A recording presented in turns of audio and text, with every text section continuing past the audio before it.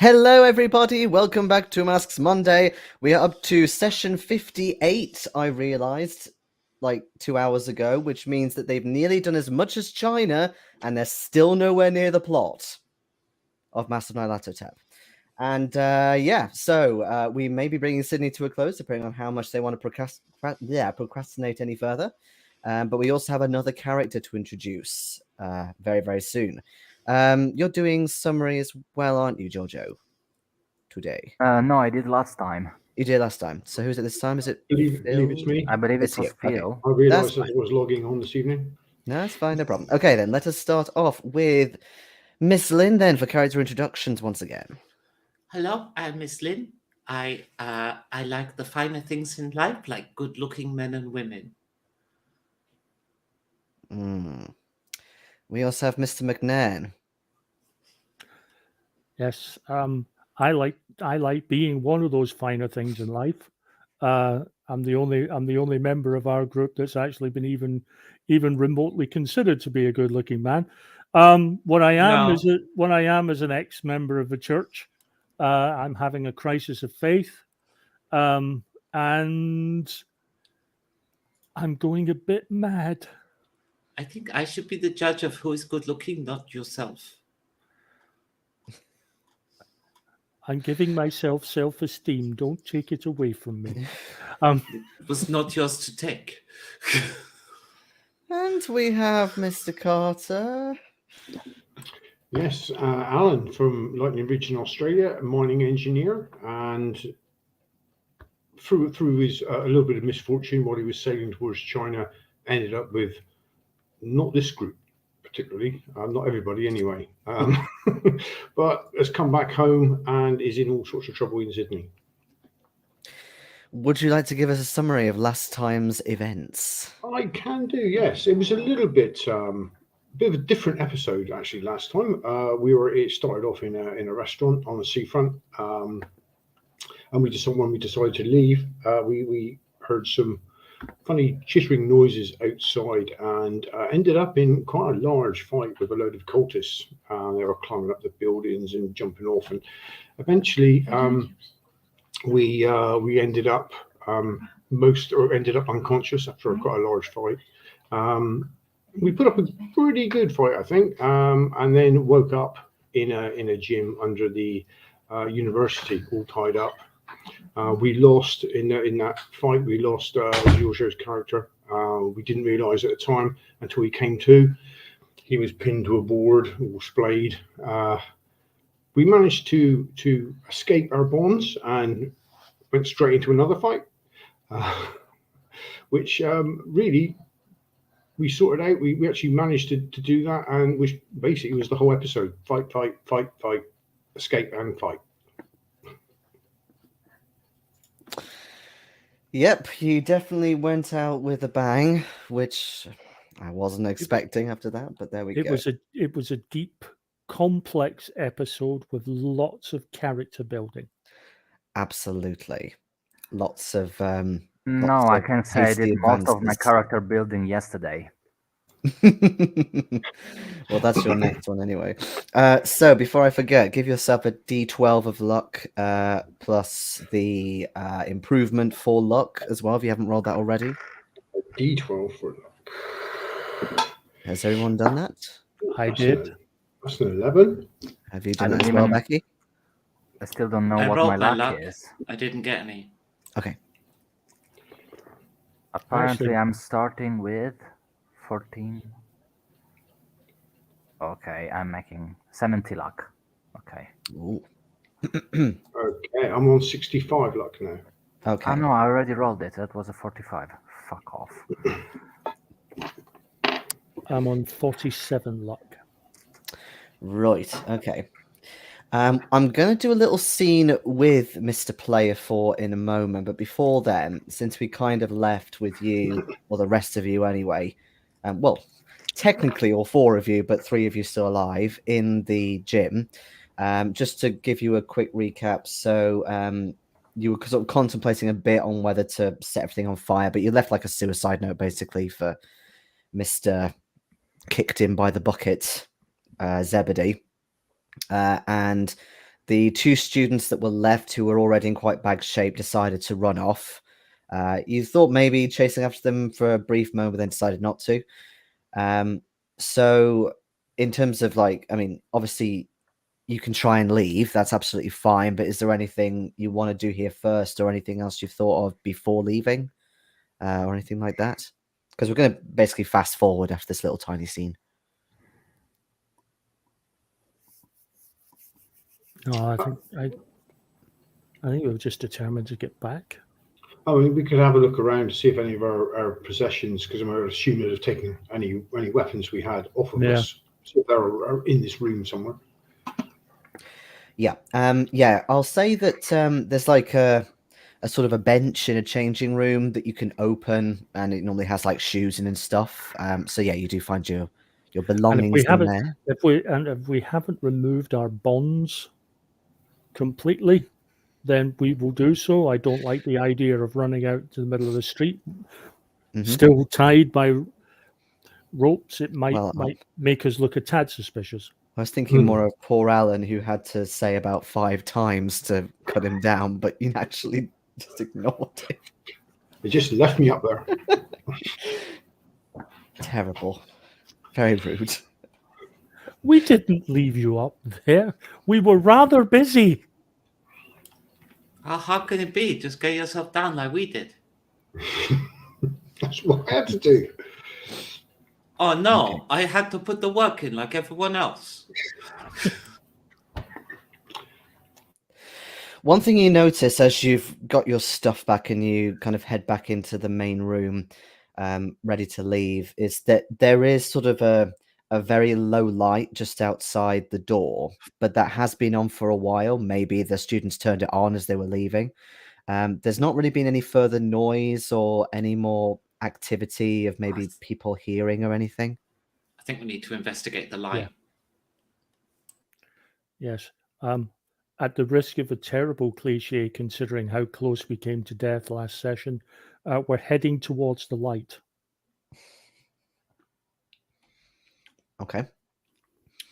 So you step out of this underground boxing ring complex, and it's just sort of a dilapidated corridor, and it has got a very dim bulb that flickers occasionally, which there's nobody here or anybody who appears to have heard your presence or anything. So again, maybe it's just been left on, or maybe they turned it on as they were leaving. You think if you want to try and maybe get out a bit more stealthily than the grand sort of entrance, there might be a fire exit down here. There's a few more doors that lead off on this floor. There is, of course, some stairs as well nearby that head up to the ground floor.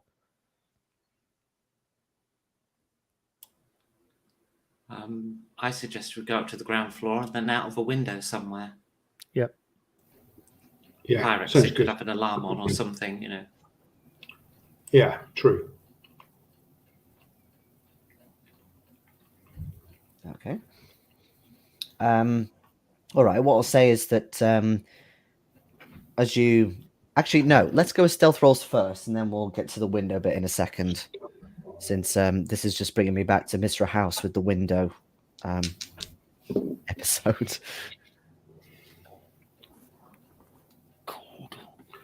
Okay, mine's pass. It's a pass. I could make it a hard if it was at all relevant. We'll just wait for Ronnie to fail.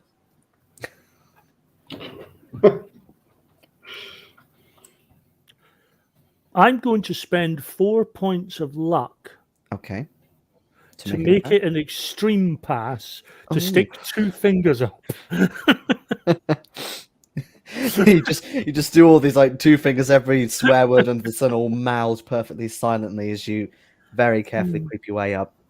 But what I'll say is that Andrew, you kind of take the lead on opening the door at the top of the stairs. Again, very sort of effortlessly and seamlessly with perfect dexterity. But actually, again, when you peek your head right out into one of the main corridors, again, there's barely anybody in sight. What I'll say is that there is a little bit of maybe someone sort of typing on a typewriter. round the corner from where you are, and from your vague recollection, it is back towards the main sort of front doors when you came in to the library. But apart from that, there's nobody here. It seems to be pretty dead at the minute in here.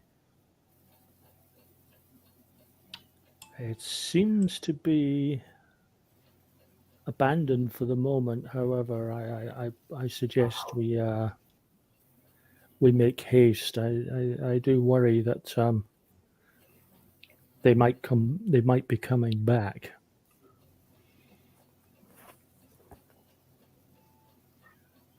No, certainly they might going to get help.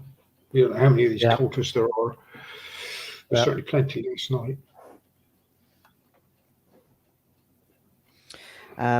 There are a few windows that you could try. Some of them are kind of stained glass, shall we say, sort of quite tall, rather ornate stained glass, quite archaic in nature. There are some that are a bit more modern around the side, like in another corridor, that you think goes off to back towards the chemistry department, I'll say, where a couple of you were before. Just maybe open one in the corridor. And I just remembered, actually, speaking of chemistry and kidnap the chemist Wednesdays or whatever it was you called it, I'm presuming that you've got this science teacher in tow with you. Yeah, we'll escort him off the premises and stick together that far. Okay, that's fine. Well, it's quite good if we do get challenged by any sort of campus security, then we've got a member of staff. I got a member of staff there. It's perfect. All beaten up and bleeding and stuff. He fell down the stairs. Jesus. I mean, are you planning to try and get him through a window as well? Yes, campus security does ask us why we're sneaking the chemist outside of out of a window rather than the front door.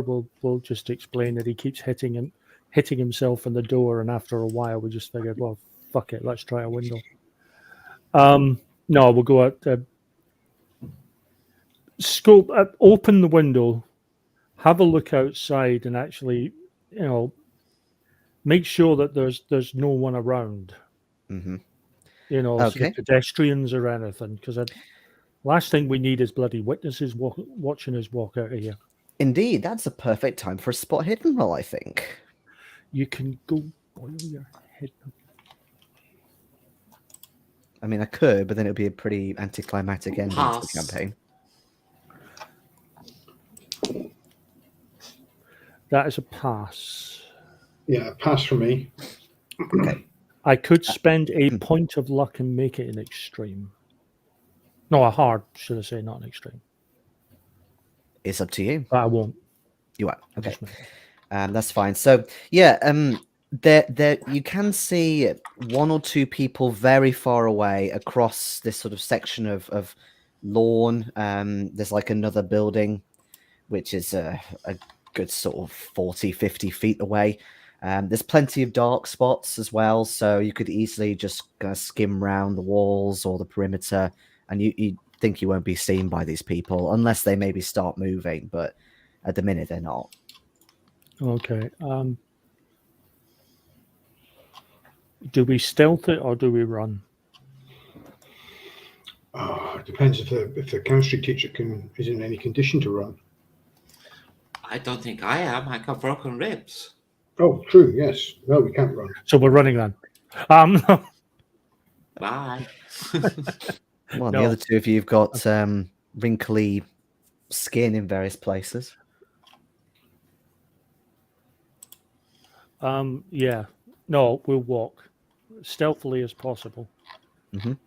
But you're still going to try and scoop this teacher out of the window. Yeah. Okay. But you take your time.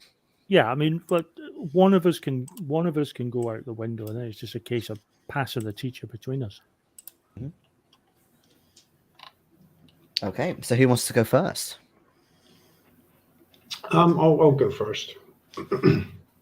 Okay. Fine. So yeah, you quite carefully get out, and with a kind of a team effort, you managed to get this teacher out. He does occasionally cry out a little bit in pain, but again, you sort of stop, and there's this sort of tense moment of, oh shit. They don't appear to have heard you. What's he wearing? What's the chemistry teacher wearing? Yes. I'll say it's just some, like a pullover and some slacks. Damn, I was hoping for shirt and tie. I was going to stuff his tie in his mouth and say, right, bite down when you feel in pain. Dear me. Okay. I wasn't being nasty. It just, rather than have him screaming out, he could bite down on something. Tough love. I don't want to bite down on his allies. tongue. I don't want to bite down on his tongue. Mm-hmm. I mean, it occurs to me often that I could torture my allies. Yes. Okay. I know, we haven't allowed you yet. And again, because you take your time, I won't get you to roll again. So again, there is a little bit of clumsiness, especially with, say, Lin, with your broken ribs, to try and get out of this window. But you do manage to get down onto the grass. Help her. I'm not having that. I'm going to stealth roll it to see if I actually do. Okay. Yes. Okay, then. You do. Mm-hmm. Fine. So you all get outside collectively in the balmy evening. You can just about see there's a big university clock, and it's looking about 1 a.m. at this point. So you've obviously been out of the camp for a while. But fortunately, it's nice and dark, quite a lot of cloud cover. So again, that works to your advantage. So I'm assuming that are you heading back to your hotel where Johnny still is, or anywhere else? Yeah, we've got to back to see him. We could probably. We got to pick him up, but before we better do a bit of scoping of the area around the hotel before we head there, because they might be waiting on us there. What are we going to do with the chemistry teacher? Are we going to take him with us, or get him help, or take him home? What would you like, Mr. Chemistry? My name is... In fact, what even was his name? It wasn't Dr. Morgan. Exactly. That's why I said Mr. Chemistry. My name is Dr. Humphreys. I did have a name for him. I just briefly forgot. Would you like us to escort you home? Are you okay to walk? Want to put up in lodgings for the night? What do I look like? I can't. I can barely walk as it is. They beat me up good. I need a... why don't you just take me to the hospital wing? It's just across there. Okay, we will take you there. But don't forget, these people know who you are. Hey, I don't know. I can't think straight, but it was just 2 kids. I don't think they're gonna be a problem anymore. Unless there's any more teachers in on it. And then suddenly you see his eyes almost kind of bulge as he starts thinking, actually, is this maybe the best idea? And after maybe a little pause of thought, he turns to you again and says, actually, maybe just on the safe side, let's go to a regular hospital. Or at least get a doctor in if you've got this hotel, you said. Okay, we will go to our hotel. Yep. Okay. And you do so in the dead of the night. And just as promised, you slunk into the building, and now you're slinking out of the building. Which you said to Zebedee last time. You disappeared. Yes. So you do. I mean, you can try and patch each other up at this point a little more.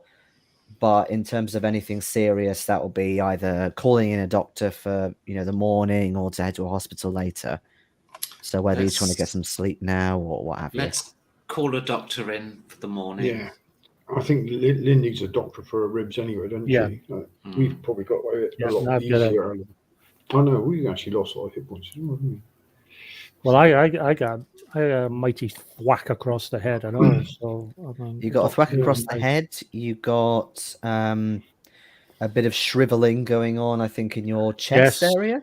Yes. And Alan got some on his stomach, I believe. Yeah, something like that, wouldn't it? Yeah, they've all dropped down quite considerably in points. Severe heartburn. Okay. Coolio. So yeah, I'll say that you head back to your hotel. You're getting fine. Again, it's pretty quiet. There's this one sort of youngish porter on who looks a little worried about what's happened, but he of course lets you into your own rooms. And yeah, you can call in an emergency doctor for the morning.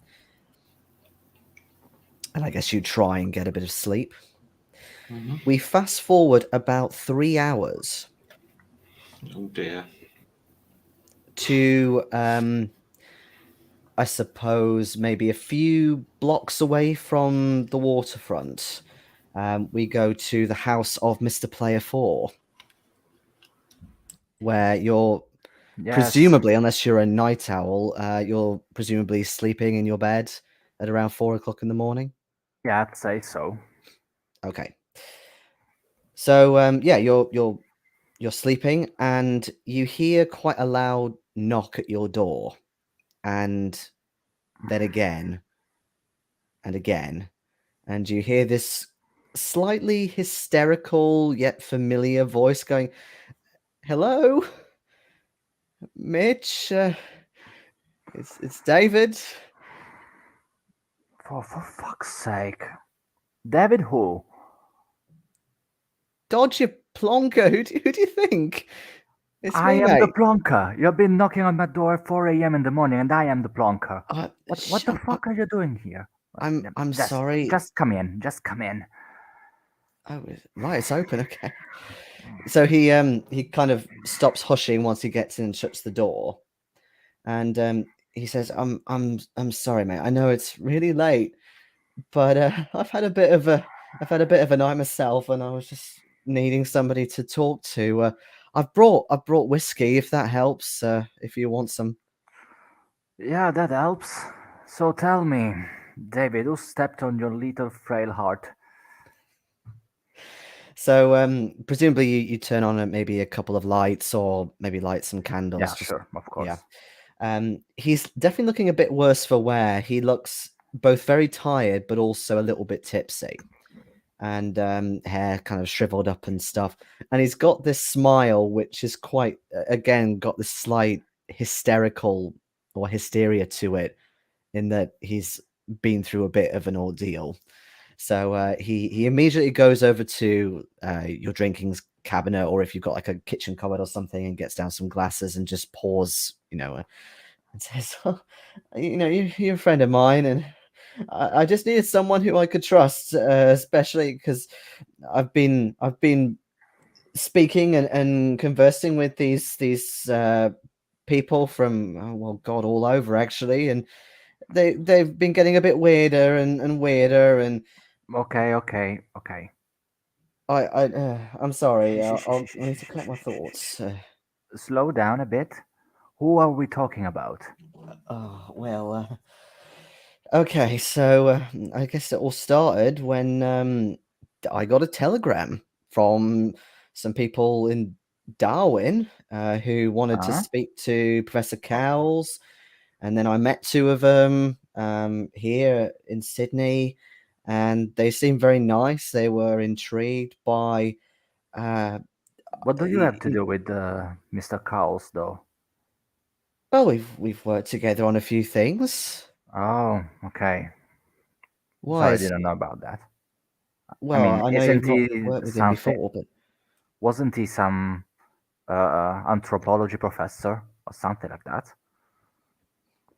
yeah, that's right. Yeah, I mean, I suppose you never really met him, but yeah. Anyway, that was their contact, and then they somehow found out who I was, and then, like I said, I met two of them here in Sydney. They came round on the boat, and they said they were all interested in things over my way, Western Australia. With there were these big plates they were talking about, and maybe some ruins. And apparently cows have been really interested in this. So I thought, well, why not? If they're going out there as well, I've got a bit longer on my time off, so I might go off with them. And then Mhm. as I got to know them, they started talking about all this weird shit. Like they were talking about opening up like a big prospectors gold rush thing with 300 odd people out there. What? And then they were talking about not just a ruin, but a whole city out there that isn't there and is there. And I don't know, but they were obviously not telling me everything that they should have been. And then after that very strange conversation we had in a restaurant last night, they then go outside and start shooting people. So What are you naturally, on, mate? I'm telling the truth, bitch. This is what happened. That I could doesn't hear make bodies going any down. sense.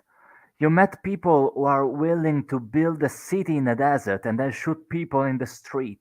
Well, What they the didn't tell fuck? me this when I first met them. It was Ah. perfectly fine to start with. We did a little bit of research in the library and I found some coordinates for them. And then Huh? suddenly they just maybe it's this. There was a Chinese woman actually. She was the weirdest one. I think Oh, she so was the one that's the who. point. Well, look, I've got nothing against Chinese people. It's just that I'd never met her before, and Mm-hmm. she started going on about all this mysticism stuff, and maybe I don't know. Yeah, Maybe they've had a taste of mysticism, the Orient. tantric sex. That's how they Well, get you. yeah. Well, fine. But anyway, so I called the police. One of them, who was another Chinaman, he told me to stay inside. So I did. I called the police, but it all went kind of quiet. I didn't dare poke my head out. But by the time the police actually bothered to show up, I think they'd all gone or they'd all left or something. So the police then take me in, claiming I'd wasted their time and started drilling me with all these questions about who they were and what have you. Eventually they leave me alone and let me be, and I guess I hope you yeah, didn't take the blame. Wasn't there anybody else to vouch for what you said? they questioned a couple of other patrons there as well, but they didn't really have much on it. They didn't know who they were. I Hmm. think they got wind that because I have a gun in my possession, so they know that. So but I'm Oh, sorry, I know it's not the best time to talk, but I just needed someone to kind of put me back on the ground, as it were, after all this y- stuff they were talking to me about. I have no yeah, idea don't where they are worry, man. now. Yeah, I mean, the farther they are, the better. And don't worry, I'll do anything for a glass of whiskey. Oh, Not for you, I ate your guts, you know that. yeah, you and your sense of humor, Mitch. It's Nah, still ripe as everything, even at 4 in the listen, morning. listen, we are finishing this bottle now, and then you're going to sleep on my sofa. How's that? Oh, thank you, mate. Yeah, that'd be good. Yeah. And yeah, you sort of talk for a little bit. But then kind of after a couple more drinks, something comes back to him and he kind of makes this rather odd remark to you.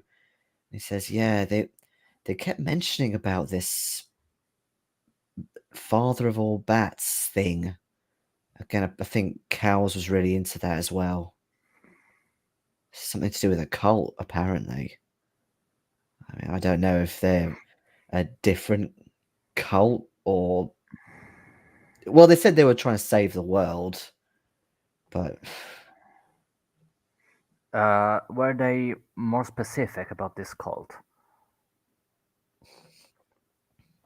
in what way, mate? It was a bit of an overload, really.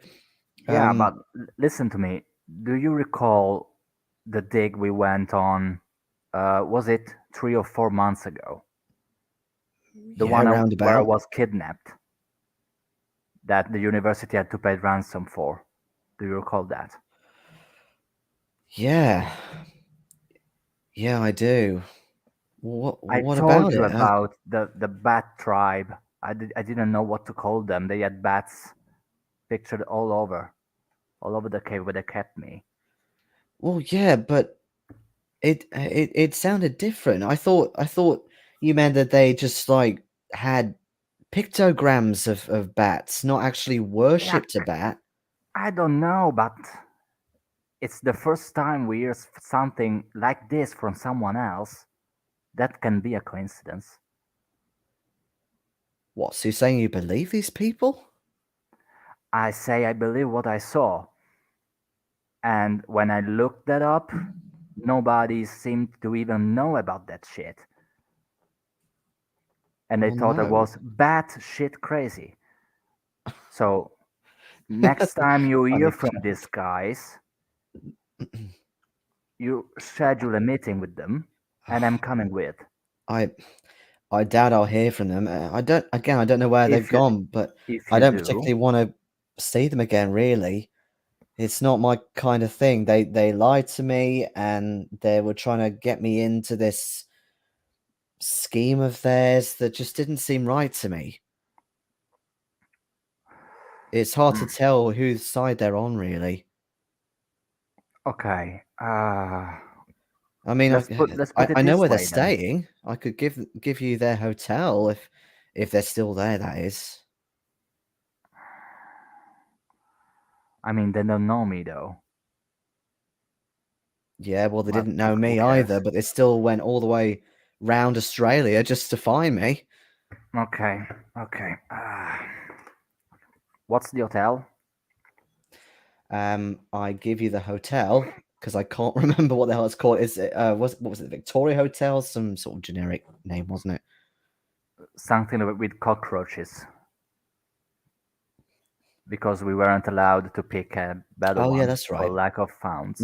Yeah, it was a bit of a dingy place, wasn't it? No. Yes, he gives you the hotel. Okay. I'll have a trip there tomorrow morning to see if they are there, and say that I am some sort of colleague of yours, since I am, Well, yeah, you are. and see what they have to tell me. So you're calling yourself out of their game. Can I tell you that? Unless they have a very good way of convincing me otherwise.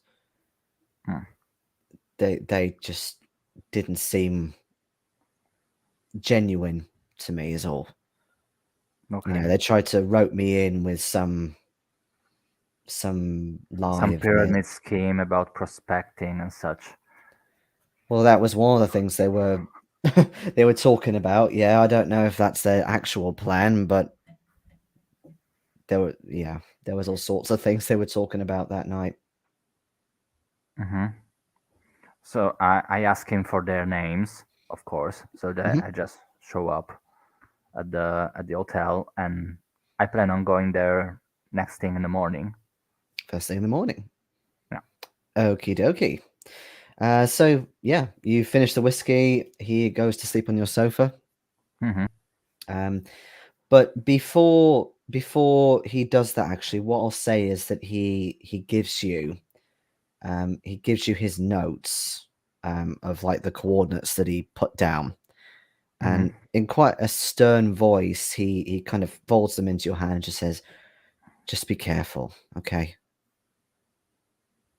I mean, you're not my mother. I'm not, but you're my colleague, and we nearly lost I you know. once. I know. Don't worry, mate. If it's not worth it, they won't have another second of my time. All right. Okay. I mean, yeah, you're right. You may just be straight back. Who knows? Yeah, we don't know. We'll But see. they seem to carry trouble with them. I'm just saying.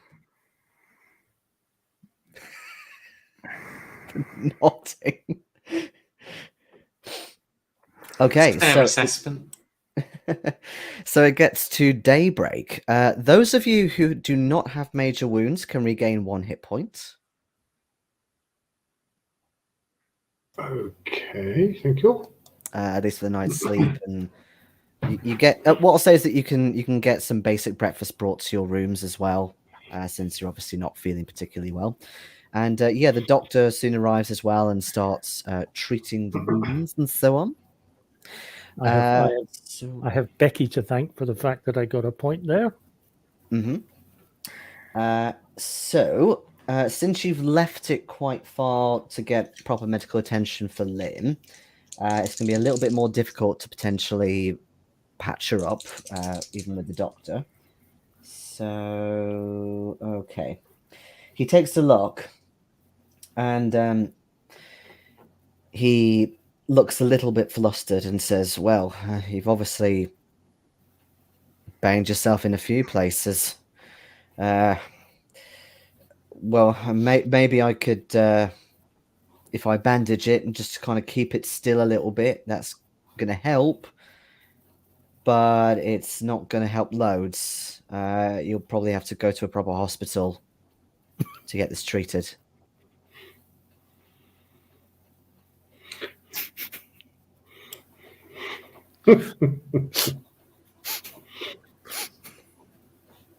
So, is he attractive?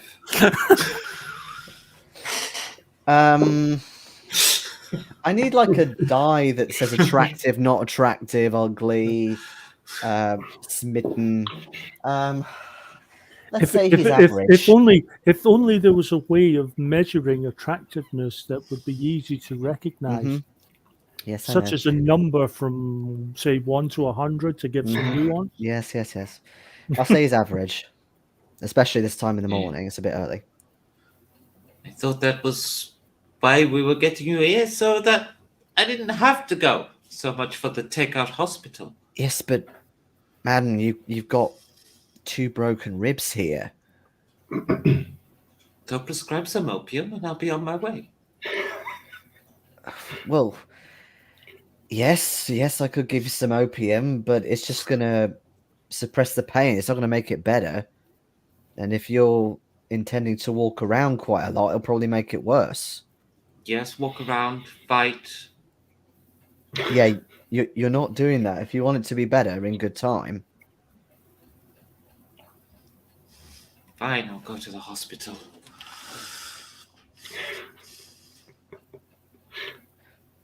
Okay. So what I'll say to kind of make it all nice and convenient is, as you're leading Lynn out in order to go to the hospital after you've had a bit of breakfast, you bump into this local guy,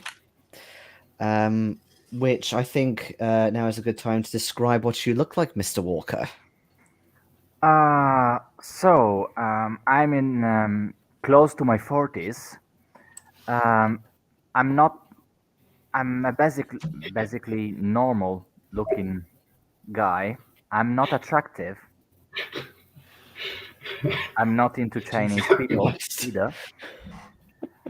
But I like to dress well because I got a little bit of money that allow me to. So that, of course, I tend to show myself in such a manner that inspires some sort of respect, even though I may not have such a thing. I don't know. A basic looking fellow. That's it. Basic. Yeah, I mean, nothing out of the ordinary. Not especially ugly, not tremendously good looking. Just about 50 out of the 100 that Ronnie was saying earlier. So yes, you bump into these 3 people who do all seem to fit the description that Dodge gave you, although the 4th one doesn't appear to be around. There's definitely a Chinese woman, an Australian guy, a red-headed Scot. Sorry, I beg your pardon. I don't know if you are the fellows that I'm looking for, but I am an associate of Professor Dodge. He sent me to look for some Mr. Carter, Mr. McNairn, and Miss Lin. How many stunningly attractive Chinese women do you expect to be here?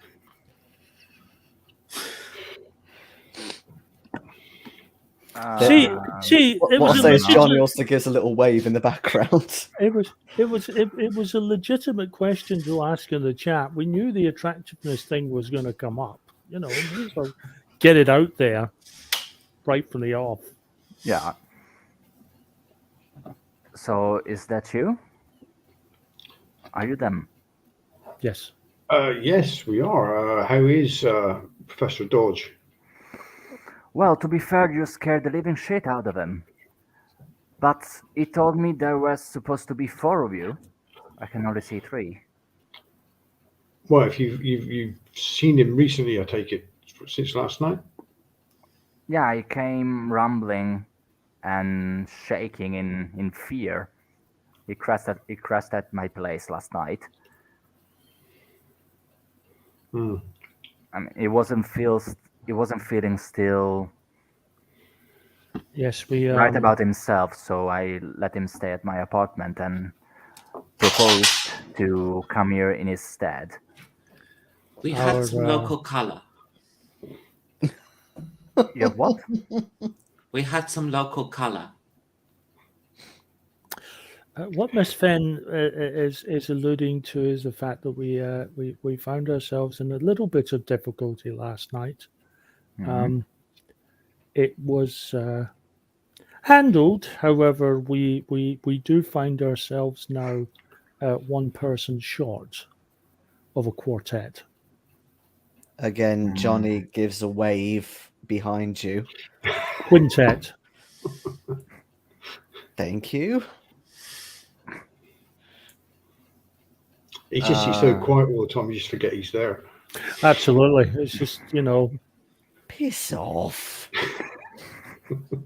can't get a word, you just can't get a word in edgeways with us.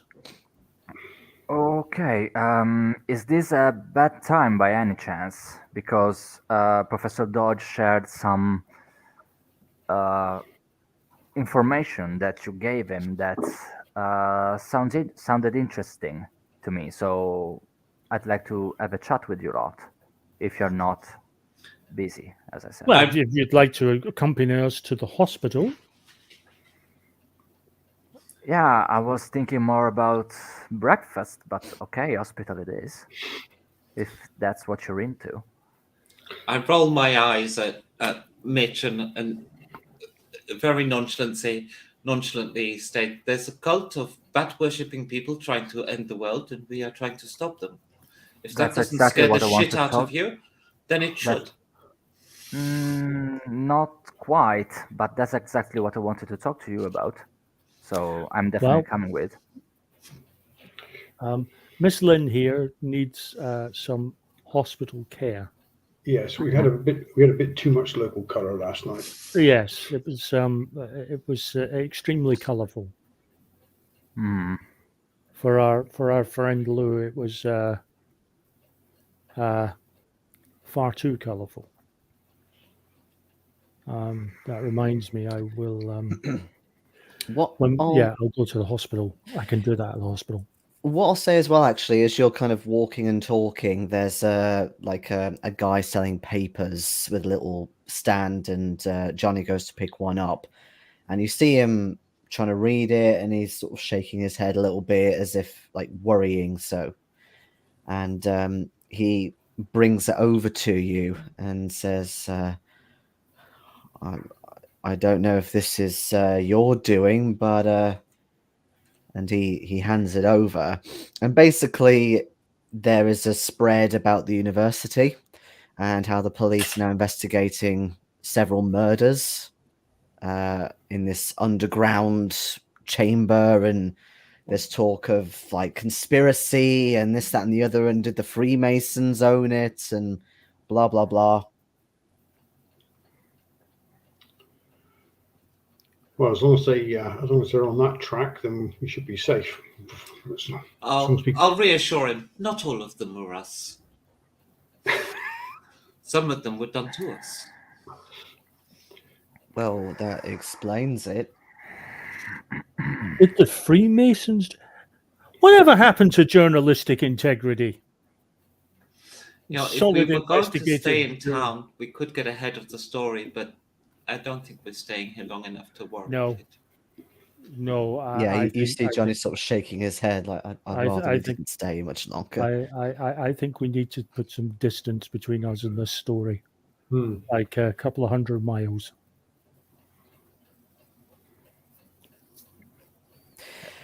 So you get to the hospital, and again, Lynn is seen to a little bit better this time. So, I mean, how long are you planning to actually stay to rest in the hospital? A day? More than a day?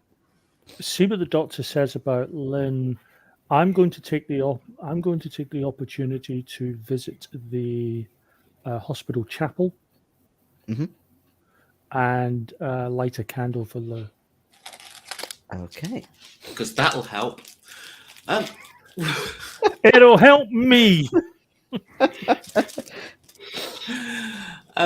Yeah, really, it does depend on what the doctor says as to Right. how badly I ignore him. I mean, if you do need to stay there, we can always start arranging for the trip. Okay. He seems like he knows what's wrong with you in the same way that the previous doctor did. The difference is there's more facilities here because you're in an actual hospital. So, in terms of how long it will take to patch you up, it's going to be another couple of days, really, because you need to rest, you need to be kind of settled, they need to look at it properly, etc., and then you've got to rest. Could I rest on a boat? I mean, I guess it depends on the state of the water, really. It will be quite uncomfortable if it gets stormy out there. Where are What's you the paper? heading? Is there a forecast? Yeah, sure. I'll give you a forecast. Give me a group lock roll. 72. 65. Yeah, 45. That'd be me, I guess, if I'm counting for the roll. Yeah, you will be because you're with the group. How much do you have, Ronnie? Luck, I have 43. Okay, that's on you then. Good for you. By 2, but that's on you. I would like to apologize in advance. Yes, I'd like to apologize very much in advance. Okay, it's not majorly bad. It's not like extreme weather, but it is going to be quite choppy out there. Maybe a bit of rain and so on. So, force 5 on the shipping forecast. That sounds like I'll be in a rocking chair. How bad can it be?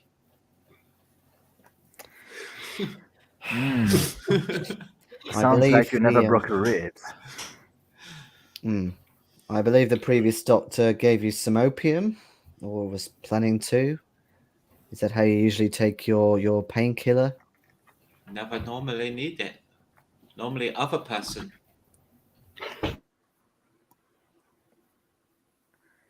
I don't quite follow what you mean by that. What she means is that usually she has someone who administers her medication for her. She's not used to taking it herself. Oh, I see. Well, yeah, you can tell from the way she's dressed. She's obviously very well off. Exactly. Well, fine.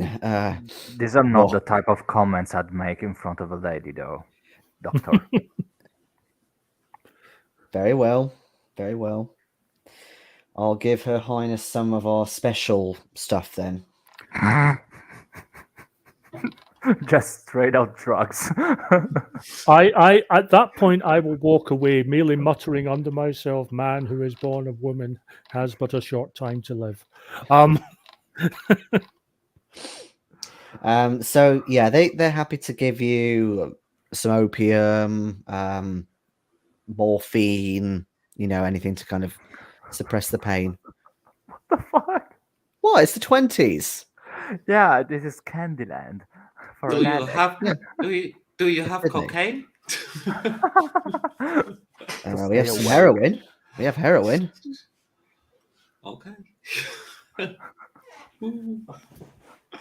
a one-stop shop to addiction.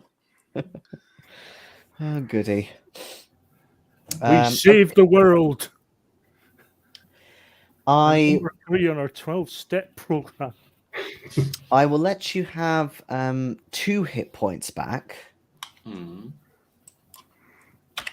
the medical attention. Okay. Did I get any from the doctor at the hotel? Did he see about my head and so on? Did I get more? Well, you were kind of focusing on Lin. I can. Hang on, don't interrupt me. He hasn't said whether I get rid of the tick yet.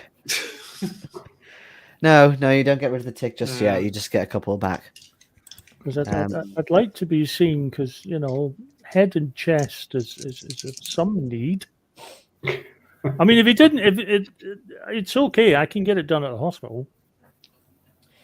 Well, either way, I didn't roll particularly well. So with the head thing, they kind of shrug their shoulders and say it's just something that's going to have to heal by itself. We can't really do anything about it, given where it is. But it's not too bad. It should heal in the next week or so. And the burn. Don't tell me it's going to be Vaseline for the next 2 weeks. I don't think I could handle the comments. That's a very 1920s method.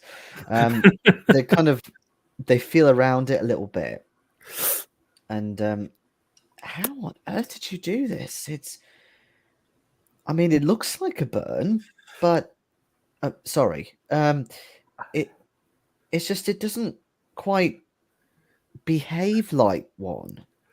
I said the wrong thing to a lady while she was frying my breakfast. She hit me across the chest with a frying pan. It stuck there for a while. Okay. Well, we might have some cream for it, but it might be too deep, really, to do that to it. I did anything that might help, even if it's superficial. Okay, well, they keep it a bit moisturized, and the same with you, Anne, I guess, if you're wanting to look at yours. But I'll say they're a little bit baffled by what to actually do with it, because again, it looks like a burn, and obviously it hurts, and you're giving them the story of, oh yes, it's obviously a burn, but it's not a burn. So they don't really know what to do with it. So they're happy to prescribe you with painkillers and stuff, and maybe, what shall I say, rub some Vaseline on it. Those at home, never rub Vaseline on a burn. Don't do it. I don't know. Never something I've ever used.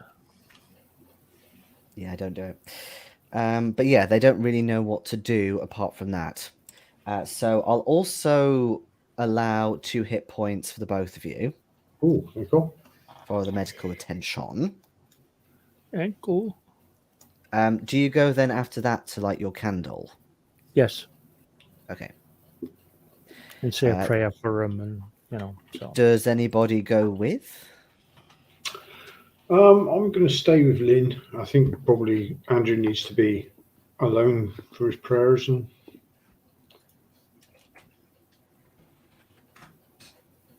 okay. Mitch? I didn't know the fellow, so I'm not going. Fine. So Andrew goes alone to the chapel, and you light your candle. And do you say a prayer as well, or a few extra words or something? Yes. Trying. Me as a player, trying not to sing "Going to the Chapel," but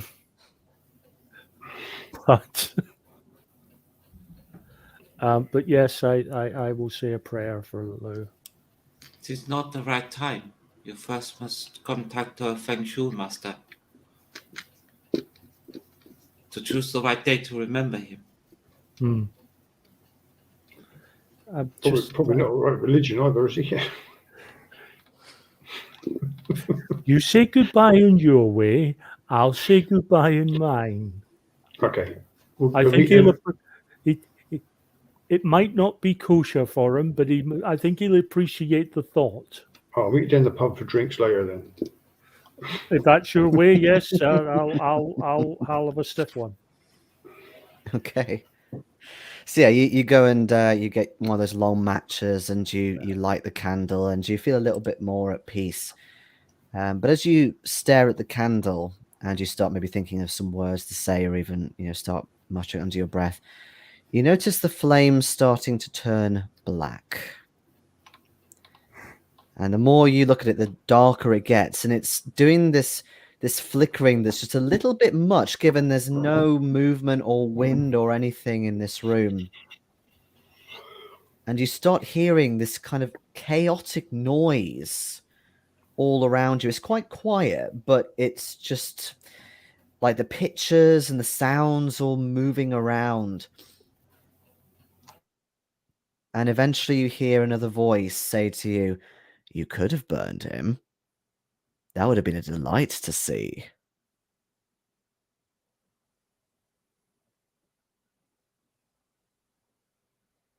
And let's take a break. I love how everyone went really silent then.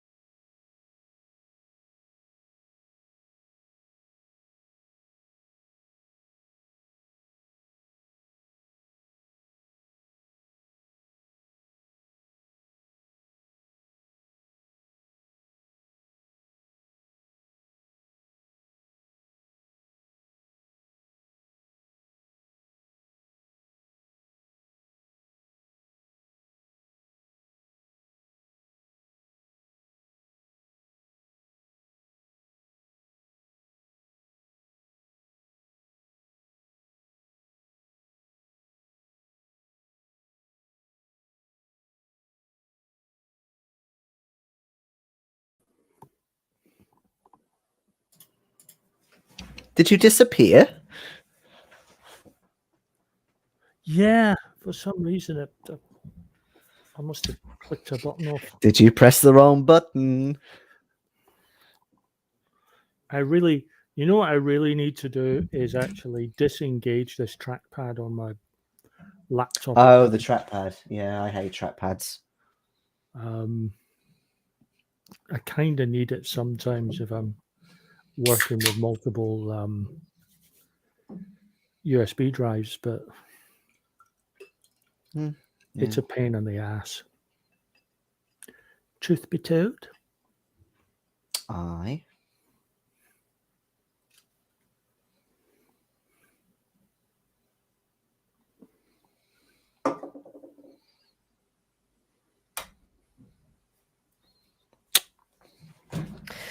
But yes, I definitely think this is going to be the longest chapter yet.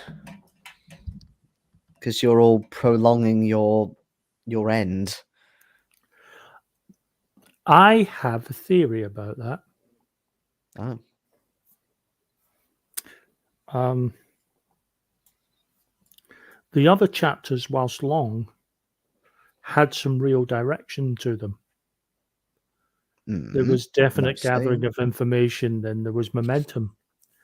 Well, as England you said, didn't for a bit. But as you said, this one's a little weirder. It's a bit more nebulous. And I think that means we're kind of running, sort of running to stand still at certain points. But we are moving forward in our own way. You're not running to stand still, but sometimes there's a light on and we have to check. Exactly. You're really loud for some reason this time, babe. I did just kind of shout. Okay. Fair. This is normal me. Hello. That's fair. Yeah, no, Australia is a little bit weirdly written out. But I wouldn't say that you've not got direction in this. It's just interesting how you're taking even more time and really making sure you've got everything before going to the plot. Hasn't helped because we've taken so long, we've forgotten all the things we're supposed to be checking. Well, yeah. I had notes for Australia and I've lost them. Oh. Oh dear. I don't know where I saved them. That would explain why you were forgetting people's names again last week. Yeah. They've all become just one faceless mass. Yeah. We're just going to start labeling them cultist number 1, cultist number 2. That's even worse. Good-looking cultist. Average-looking cultist. Cultist with big ugly nose. as fuck looking. Oh, hello. Cultist. There's a file here called Australia notes.txt. I wonder if it's that.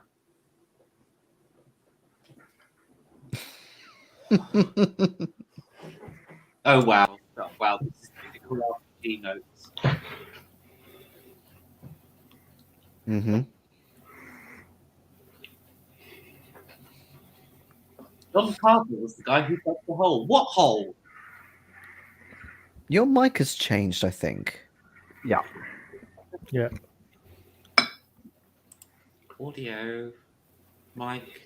It's on my actual microphone. Yeah, it's all right Is it too now. loud? Do you want me to turn it down or? No, it just kind of, it was as if it changed onto your webcam mic for a bit.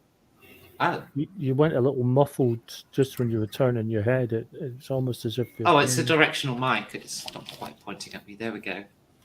Okay. Ah. So now I can bellow directly at you. Yes, the hole. As opposed to what?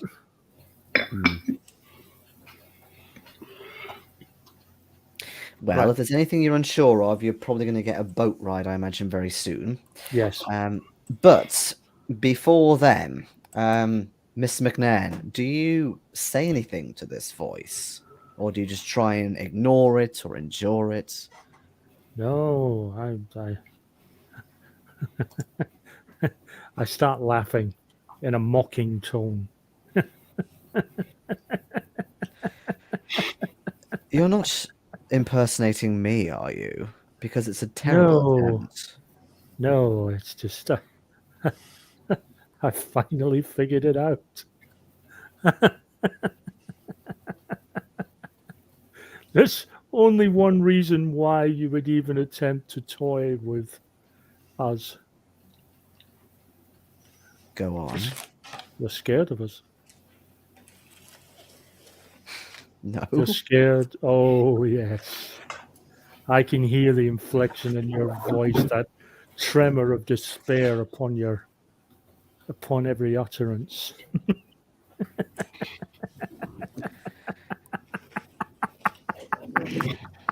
You do remind me of someone I know.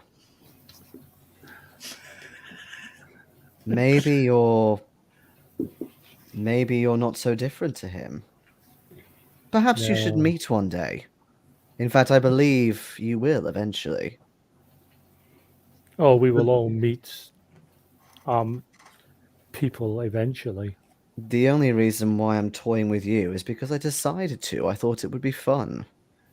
Oh, I'm it's sure I'll get certainly bored. hilarious.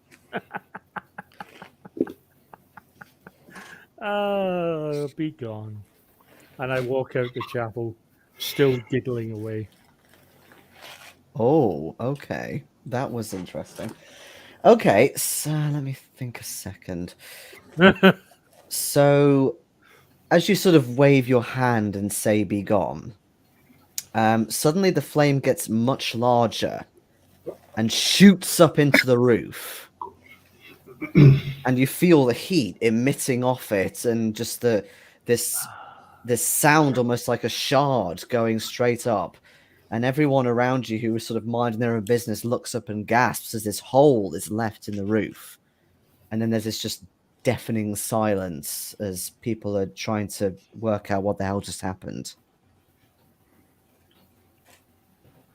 I Don't turn round. ever say that to me again.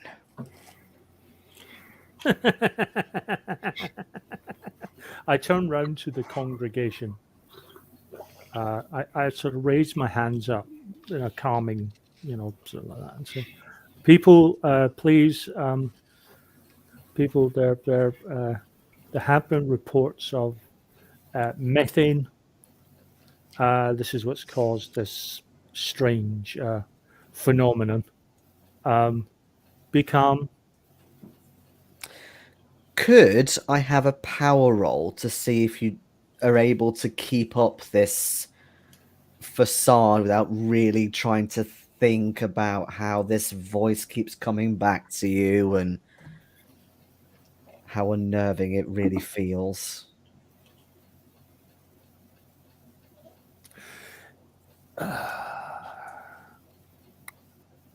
Shit. That was not a good time to make that kind of roll. Okay.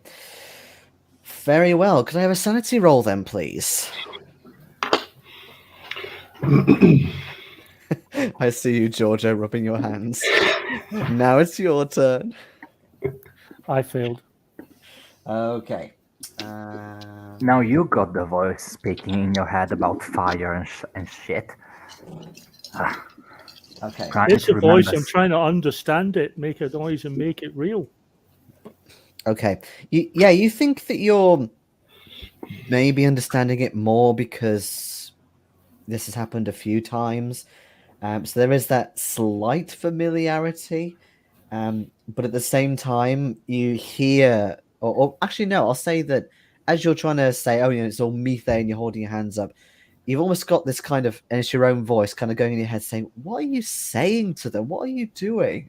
Why are you telling them this? And this feeling of massive uncertainty and kind of a blow in self-esteem. So you lose just the one from that because you're a lucky sod, but at the same time, you find your voice kind of trailing off and people just not sure what to think and they start heading off. I try and calmly leave the chapel and head back to the others. And you do. I think we should leave. Is Lin capable of leaving? I don't think it's up for Question? discussion. Why? What have you done? Told you, you should- I told you you should get the right time to remember him from a Feng Shui master.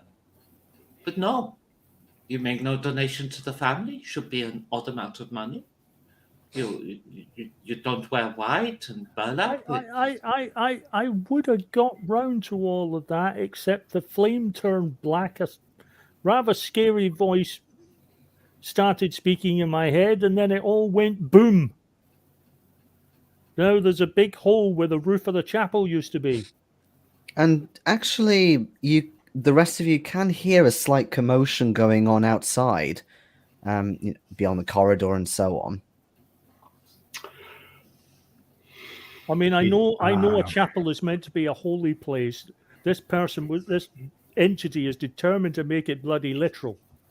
You didn't get to burn down the university, so you thought a hospital would do. I wasn't going for that. Yeah, well, if you're hearing stuff in your head, did we know Lou was hearing voices, or did he mention that to us or not? I can't remember now. I believe he did say that he got into contact with the alien race that had you.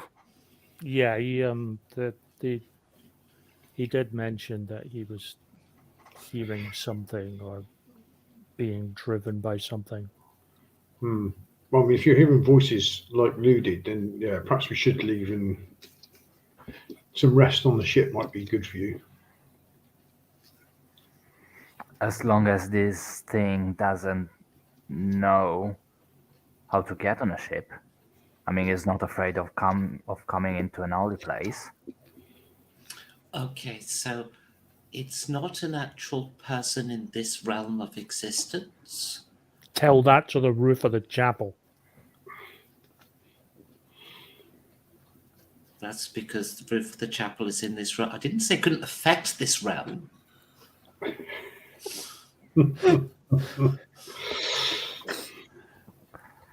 As in, it usually resides somewhere else, but comes here on trips? As a manifestation. Think of it as a poltergeist. Poltergeist. It's an analogy, but yes. Yeah. Okay. There's a bloody big hole in the chapel where my faith used to reside. Can we go, please? Oh, hang on, I'm still collecting more drugs from the counter. Could you get a few more, please? I might need them. Oh, I have loads. I've got opium. As long as you can pay for them. Yeah, I can. Reasonably. I turned round to Alan at this point and I said, in all seriousness, if for a moment I look like I'm going to go the way Lou did, you either shoot me full of drugs so you immobilize me, or you just shoot me. Don't make me hurt an innocent. Oh, we'll make sure you don't hurt anyone. Don't worry. I want your promise on that. I promise. I promise if I'm there, you won't hurt anyone. One way or the other. Oh, I do love it when players make promises to each other like this. I love it. Don't buy some extra drugs. Okay. Oh, yeah. You get some drugs, and I mean, I guess you start making plans to leave. But is there anything else in the meantime you want to do beforehand? Who was John Carver? Who was John Carver? He was mentioned by a couple of people. He was the guy who took people out to the desert to dig a big hole. The cultist guy or the original archaeologist? You don't really know who he is. Oh, that's incomplete research. You've never looked into him or anything really. Also because the big hole is like on the opposite side of the continent as we are now. There are some people mentioned in Cose's presentation, aren't there? It's on the drive. Yeah. There were a few workers who went out and they did some digging. There was a couple of deaths as well in the diary that you found. Oh yeah. So, was that the John Carver? Well, you don't know. archaeologists. You don't know, but they're all things that have happened roughly in that region. So there's the guy who got beaten up with sticks. There's the shaft somewhere. What else have you found? Oh yeah, Carver also sent people back to Darwin to get a big bonus as well. There was that. So he was the cultist expedition. Okay. Right. The only thing I want to do before I leave is to maybe send a telegram or call Dodge Okay. and saying that I trust these guys because what they say makes sense to me according to what I saw, etc. And then I'm going off with them. Right. Okay. McNairn and Robert Mackenzie was the two guys mentioned in the notes, the notebook. In the notebook, We did look Yay. into Mackenzie, didn't we? they were over. Yeah, we did look for him. 'cause he Oh was- yeah, we got to know that he's maybe a lawyer, or at least there was someone operating under that name, but like 6 years ago. And McWeir was the guy who wrote the diary, Yes. who went out, and he was planning to go back in at some point, but that was never recorded, if that's what happened. But yeah, when he was out there, his camels got all beaten up. There was the what's his name as well, who got murdered basically, and there was a big attack on the camp by some flying creature. All the usual good stuff. But he also apparently came across this ruin or this city, hence the coordinates.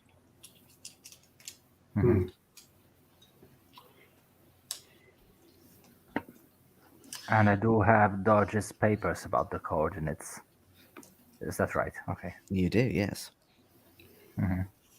Okay. Well, we know what we've got to do. The biggest problem we have to solve is getting 300 people there. That is a big problem.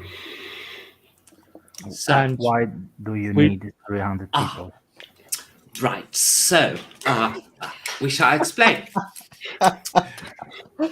There are 3 locations on the world which must be pacified via a ritual spell.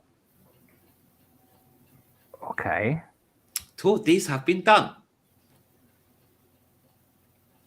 Okay. And still, why do you need 300 people? Now, the 3rd location is in Australia, in the outback at these coordinates. Blah, blah, blah, blah, blah. We must do the ritual there. The ritual involves small spilling of blood. But if we have less than 300 people, we have to drain entire bodies of blood, which is going to kill them. If we don't want to kill anyone, it's 300 people. Does it have to be human blood? yes, They have to be willing and they have to be uninitiated in exactly what it is for. They must be innocent. So, Yeah. of course, cultist blood is not a No. viable solution. and we need No. to the ritual involves chanting pretty much from sunset to sunrise. Yeah, we do need a lot of time to do this this ritual as well. You're going to learn this ritual on the boat. If we don't talk about the blood, etc., sounds like some of the college parties I had a few years back. Well, Yes, so it is going to be difficult getting that number of people to in the where we middle need of the fucking desert. Hence, we've had various ideas we've talked about doing, like doing a gold Yeah, rush. I heard them. I heard them. Our problem is not so much the 300 people. That is an issue. That is an issue, no doubt. The major problem is how to get 300 people into the middle of the damn desert. Well, that's the problem. If you get 300 people, then you can easily get provisions for them. No, Easily. but they're going to. In the story we use to actually get 300 people, if not more, to come into the middle of the desert with us. But Middle of nowhere. I'm sorry, I'm new to this kind of stuff, but isn't there anybody else besides beside you and maybe me, if you're willing to let me tag along, that are willing to fight these guys? Yes, they're all dead. Oh. Oh. Just to remind you, How's the interview going so far? Johnny was also willing to help get some Aboriginals to help Yeah. you. Big Yes, push, that is part of our plan. But the thing is, we don't know if he'll succeed or how many. And it's better to go in with more than one plan. Like, especially it's better to go in with one that will work. Yeah, I mean this guy McWeir, when he went there, he was attacked for like days on end, wouldn't he? So we've got to be counting on losing some people. Well, I can say, look, there's no way we're going to get 300 people here anyway. Well, if they're Realistically. motivated, yes. I was thinking we get on a boat because time is against us. We need to put some distance between us and these idiots. Let's figure everything out on the boat. Oh yeah, we can get on boat. That's no problem. I have lots of drugs to do on the boat. Okay. So, just to sum up the job offer that you're being made, Mitch, high possibility of death, low possibility of success, lots What of are you drugs. waiting for?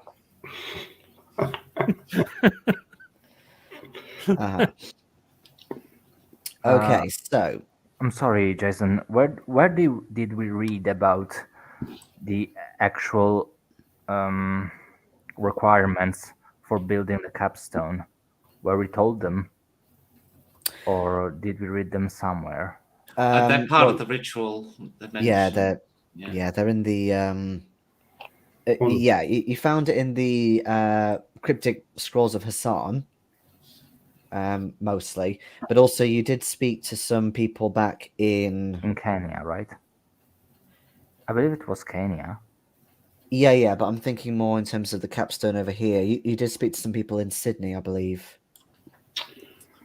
to try and make we a planned We to. planned We to. never actually did that journey. Yeah. So, we've got to go west. We had a piece of the capstone, the old capstone from Egypt, didn't we? Yeah. You did. I thought we asked someone about it, but I'm not sure. You've asked plenty of people about it. Okay.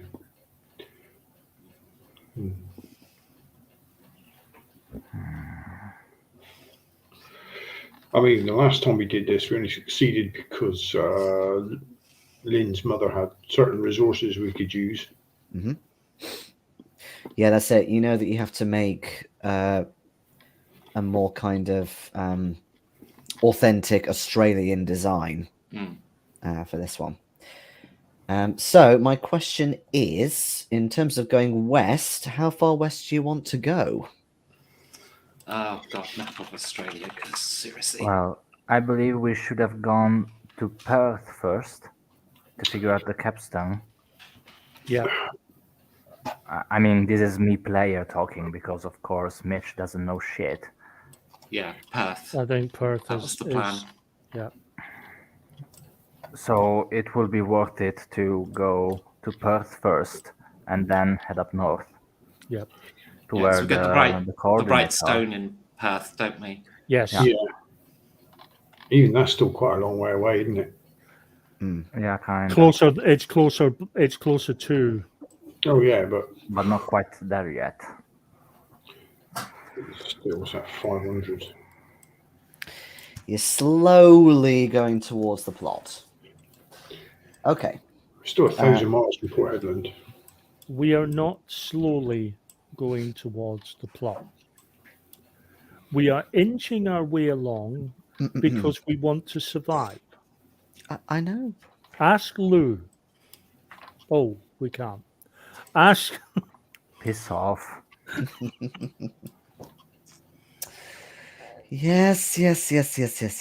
Okay, Lou- so Lou is a reminder of just how dangerous this flipping section is, actually. I mean, we could all, realistically, we could have all fucking bought it last week. yes, you could. But you didn't. Right, so you pay for passage to Fremantle, which is the nearest port to Perth. You're starting to notice as well, Lin, that Ho Fong's cash is getting rather thin on the ground. But you've got a You bit know, left. I'm quite wealthy in myself, right? I know, but I know that you wanted to spend it as well, so. Okay. Well, Ho Fung's cash. Yes, Well- Ho Fung's cash, not your cash. Yeah, because it's just I love the irony of the cult paying for our endeavours. Yes, I know. And yes, you head on a quite fast ship. Actually, you get a nice, swift boat ride around to Perth, or rather to Fremantle and then to Perth. So before I forget, I'm going to give Andrew and Mitch a bonus die for good role playing. The boat trip in total takes you 3 days until Monday. So again, for those of you who are hurt without major wounds, you get 1 hit point per day. So I don't know if that takes you up to full health or just shy of full health. How many? Yeah. How many days? So it's Friday today, so it would be three days technically. The third day you arrive in Yeah. Fremantle. So 3 hit I'm points. 3 points away. Yes. That takes me Nice. over half. I didn't have a major wound anyway, but it takes me over half. Yes, I know. Lynn's going to have to wait for a con roll in a few days. Actually, so- is there a ship's doctor? I'll say on this one no, because it's quite a small ship and it's more speedy than cargo. So Coulda- fewer resources. We could have asked him to look at Lynn and maybe sped things up a bit. Still. So you head to Fremantle, and actually, what I'll say is, even though you've got a very swift ship, because a lot of your travels have been either in the tropics or round towards the east side, so lots of bush. As you start heading round the southern coast and it's going west, there's this transition from the very green bush all the way out to this very barren, exposed land. And even though Perth is not fully in the desert, it's still very dry, very void of any kind of plant life, really, except maybe a few cacti and sort of, spiky sort of plants. And you can actually feel the heat more with this, but also because it's starting to get towards the end of July, so it is starting to get a little bit hotter anyway. But yeah, you're feeling the heat more, even though you're on the coast still. But you get to Fremantle. It's a very small town, and it's about 17 miles into Perth, but that's easy enough. You can get either a car, like a hired car, or you can go sort of a more communal way, like a bus or something. They're happy to take you in by bus.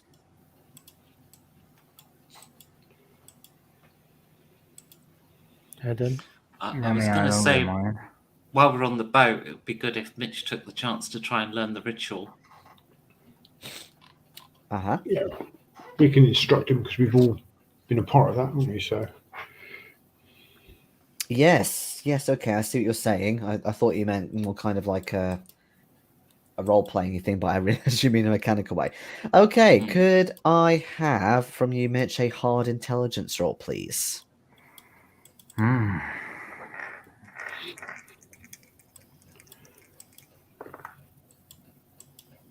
Yeah, you can. That's a 26 out It of the all 80 that I have. Oh, okay. It all seems to make sense to you. I studied that shit. Makes sense. Okay. Maybe it does, but I'm dribbling in corner by.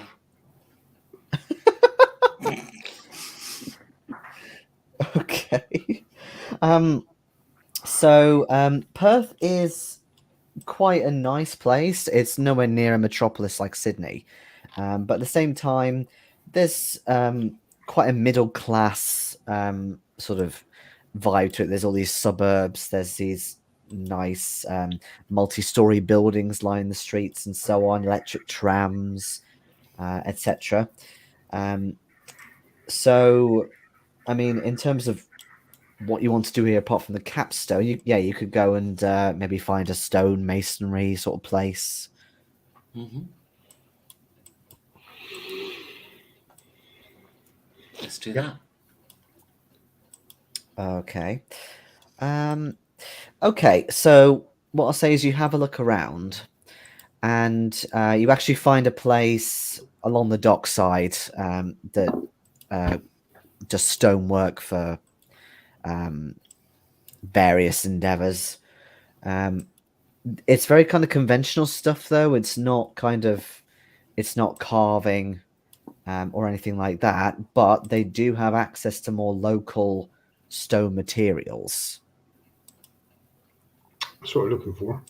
Yep. Can we get Johnny to sort of describe a more style that we're looking for? Because he obviously is No, doing it. I think we should take the stone and take it to some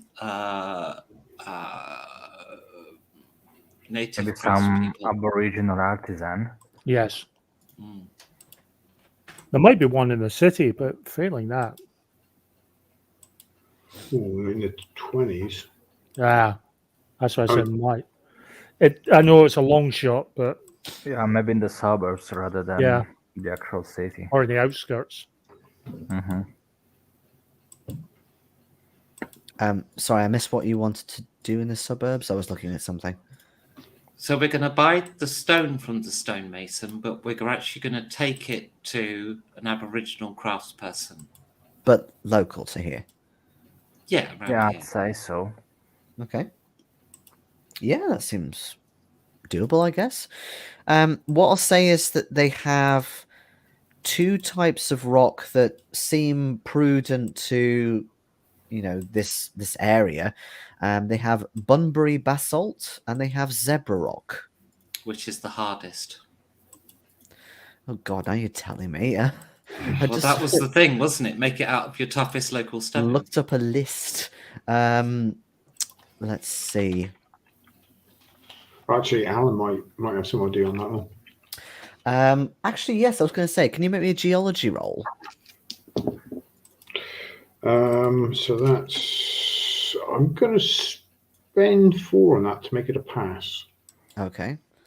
Right, let me just double check something.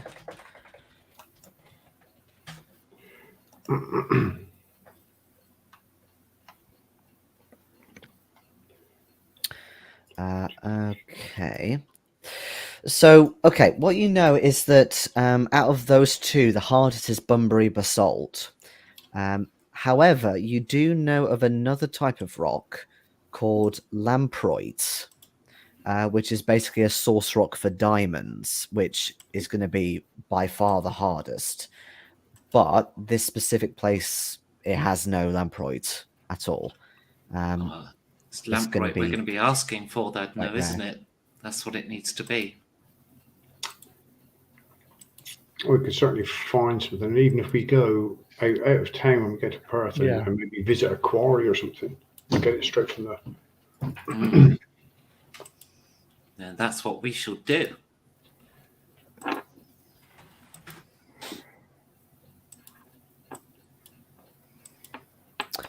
I'm just checking to see where on earth you can get it because none of this is in the book. Okay. Where even is that?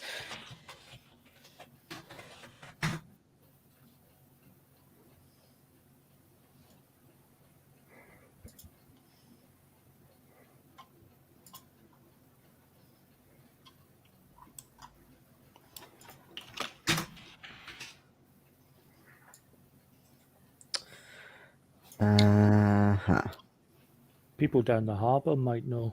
They're bound to know where all the stuff is. They get deliveries of I everything. actually have the location of the quarries. Let's do it. I found Kimberley. Yeah, there's Argyle, Kimberley, and Ellendale.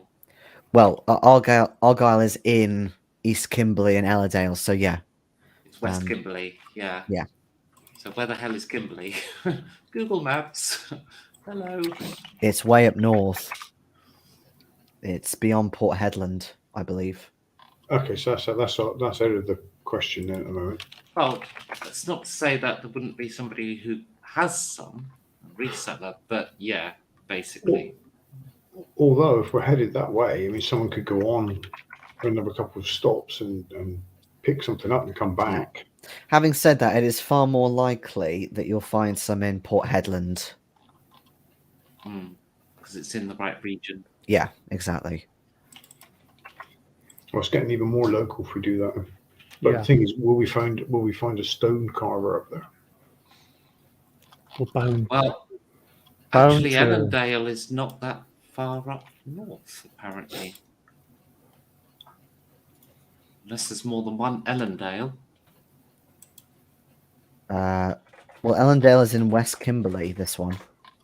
Yeah, but it's actually not far from Perth. I mean, it's far because it's Australia, but in relative terms, it's actually not that far. Oh, it's just in line with Broome. Okay. Right. It's way before Port Hedland. No, it is further up. It's near Broome. I don't know where you're looking.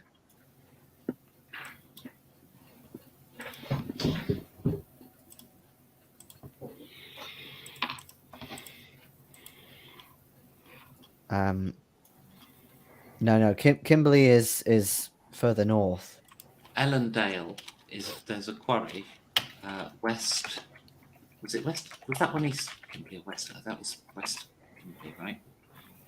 Oh, that's a different Ellendale. Yes, right. That's the one I was looking at. That's what I said. Unless there was more than one Ellendale in Australia, and apparently there is. Yeah, but that's still further north of Port Hedland. Yes, I appreciate that one is. The first one I was looking at, though, because it was a different Ellendale. I see. Right. I see. Okay. Well, we've got a few days here, so we can source some stone. If we can find it. Yeah, we can try, can't we? We may as well try different stonemasons and stuff. But there's no point looking at quarries because they don't quarry it here. I mean, yeah.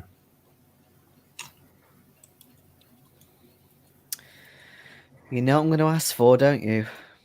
Luck roll. Come on, Ronnie. Group luck roll. Again, It's I on would you again. like to apologise. Didn't you spend 3 points of luck earlier in a completely pointless fashion? There were 4, just to prove a point to you. No, I spent 4 points completely uselessly. And if it makes you feel any better, I missed by so much it wouldn't have mattered about those 4 points because I still wouldn't have made it. So the people you visit, again, because you're thorough and persistent, they're happy to talk to you about it, but they don't get it in this far south because it's just too expensive at the moment. But all of them are always pointing to Ellendale and Kimberley as the place if you want that sort of stuff. I guess that's where we're going then. At the minute, people are more obsessed with gold down here. Still. Oh, have they tried the new gold field that's been found? What? Which one? You are determined. I know.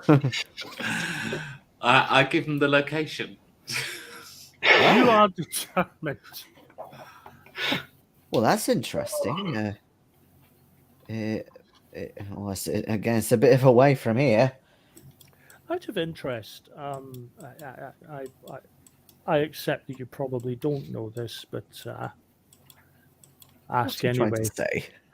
No, do you know of any sort of artisans, stonemasons, in that area around those particular quarries or the nearby townships? Not me personally, mate. No. Born and bred here in Perth, down south. Okay. But there's plenty of mining towns up that way. So, Ellendale, Port Hedland, all up there on the coast. Why do I get the feeling we're being nudged towards Port Hedland? Well, this is why we don't go there. We're going to go Ellendale. Because there's cult in Port Hedland. We'll go round Port Hedland. Just sail on past. Welcome, everyone, to session 2575. We finally got to Port Hedland. No, we're going round. I mean, I've got another group of players waiting for me to run something after this. So. Oh God. Right. So, are you planning to visit this quarry before then? There's Or... no point going to a quarry round here. They don't mine it Yeah. here. No, I mean up in Ellendale. Well, should we go to Ellendale or should we try and find one in Port Hedland where any mistake will have the cult descending on us?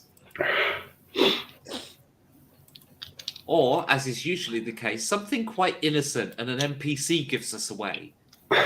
Because he works in a geology department that happens to be the other side of the corridor to frigging library that happens to have a book on mass psychology, which incidentally, I'm going to try and study that because I need to figure out how to get 300 people to Western Australia. Listen. Okay. Yes. Listen, Yes. whilst we're in this nice cosmopolitan city, Well, small, but cosmopolitan. Yes.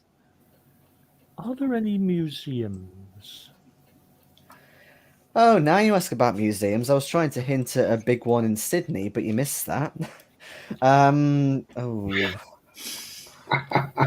We didn't miss it. We just avoided it. There's a difference. Cultist there. The GM's pointed at a museum and avoided like the plague. Darling, we've played Cthulhu long enough. Hold on a moment. Let me have a look. We know not to go to the bit where the GM's got bloody arrows. Go here. No.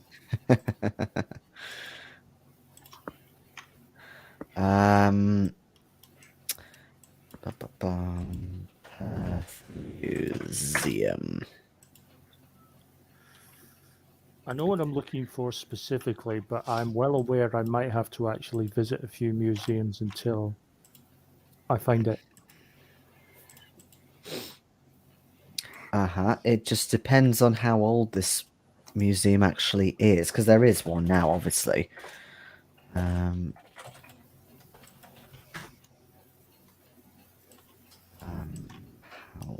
old is it? Founded. Okay, fine. Yes, so there is a Western Australia museum. Nice. Since Also- you happen to be in Western Australia. Also worth checking if there are any big sort of I say big. I'm well aware of the fact that the idea of a big arts and crafts store in Perth is probably some back alley somewhere, but Arts and crafts. yeah. What for?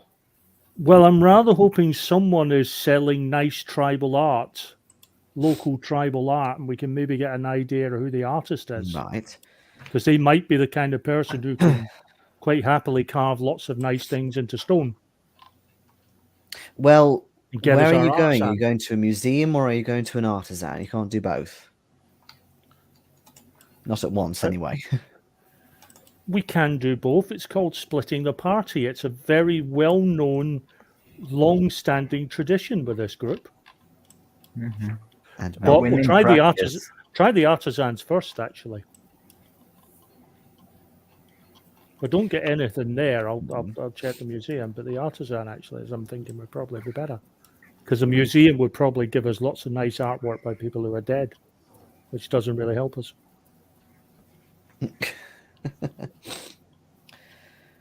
Okay. Well, then, who's going with you to the artisan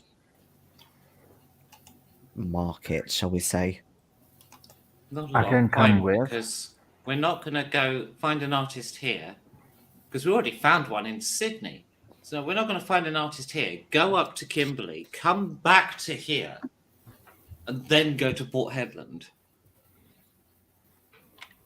Just find one when we've got the material.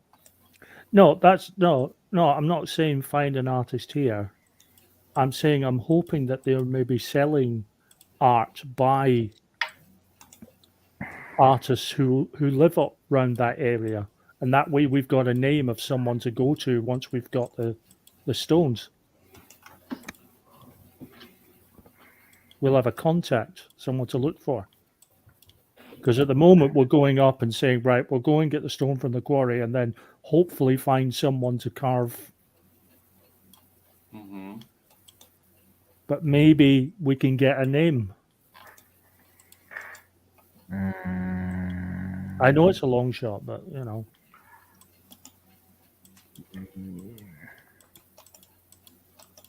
Yeah, that doesn't really sound time effective. I mean, we are going around asking for people that we don't even know might help us, Yeah, might be where we need them to be, You're and lose basically half a day for it. you're basically going to ask a white person if they know an Aboriginal in a different part of Australia. I mean, we could ask Alan if we're going to do that. Right? I mean, I applaud the attention to trying every last plausible thing, and there is, of course, a chance it'll work.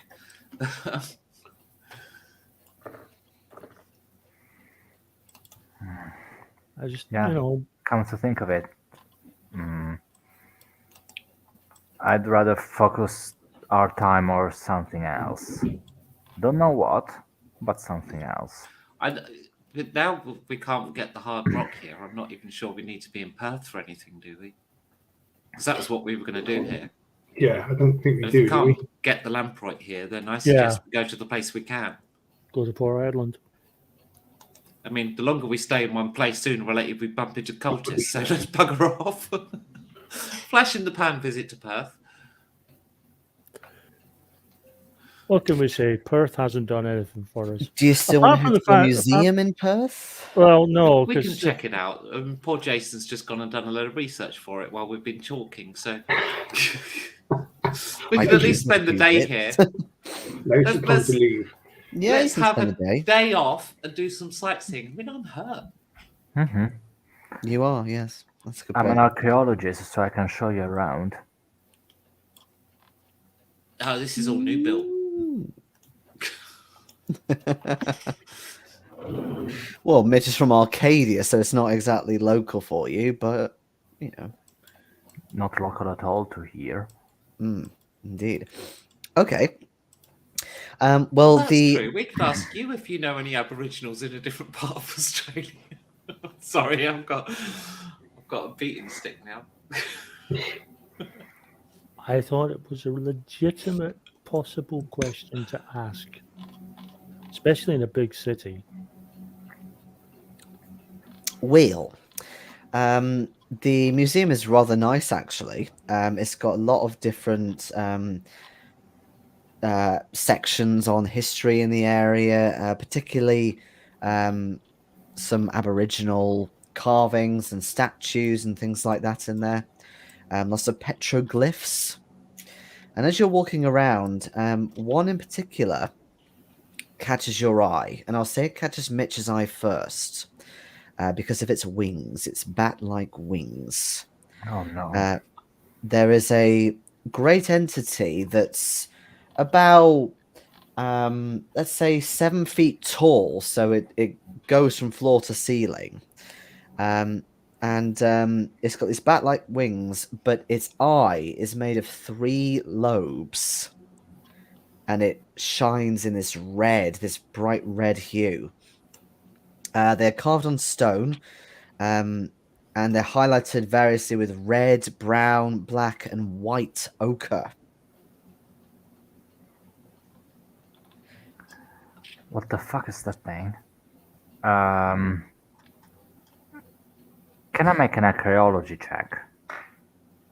You can, but I was going to ask, what is your mythos, actually? 14, you said. It's 14, yeah, that's what I thought. So, let me just do some rolling with the right dice. That would help.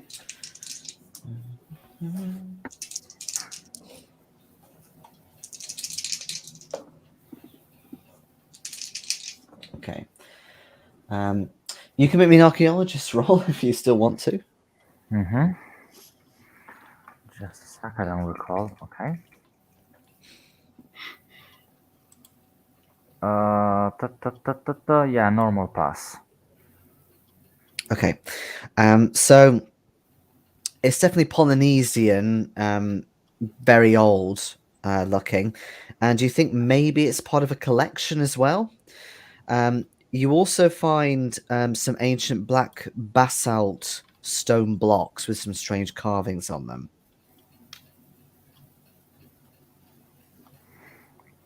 And are they also from Polynesia rather than actual Australia? Well, yeah, you think so.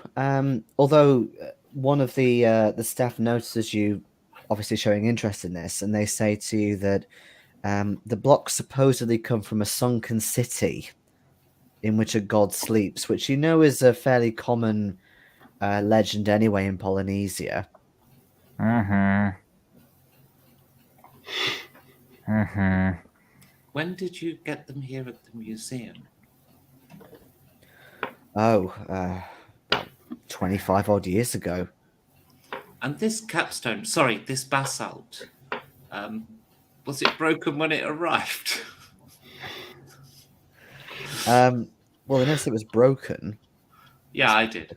I'm assuming as much, because that, I'm assuming, is the old capstone. Oh, I see. They say that that's the only part that they found, or there's more of it, yeah, that was broken or what have you. Yeah. I never heard about such a site here in Australia, about a sunken city, as you said. What kind of expedition found these remains?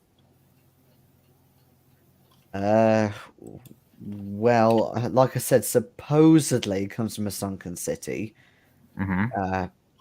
It may just be, stories or what have you. We came across it in quite a boring way, really. It was almost a hand-me-down of sorts. Somebody very, very rich purchased them from somewhere and they donated it to us.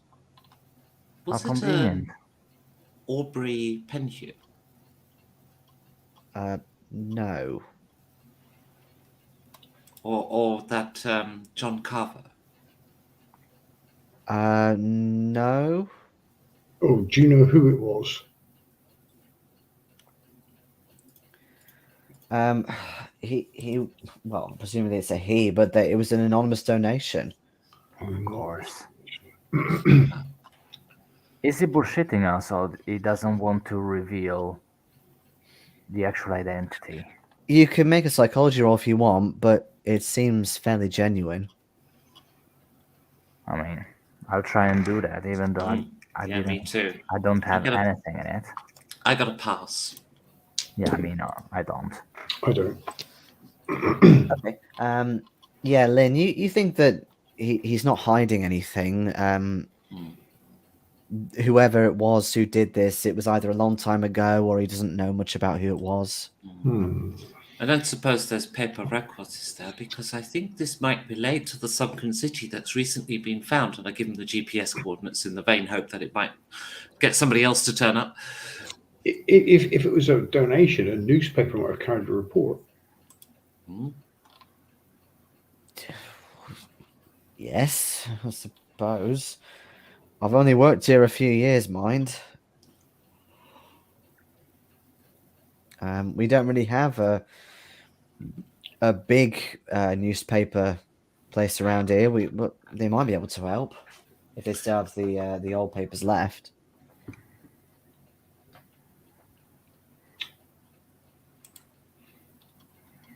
Now you see, you're giving us a thread, Jason. We're going to tug on it for ages.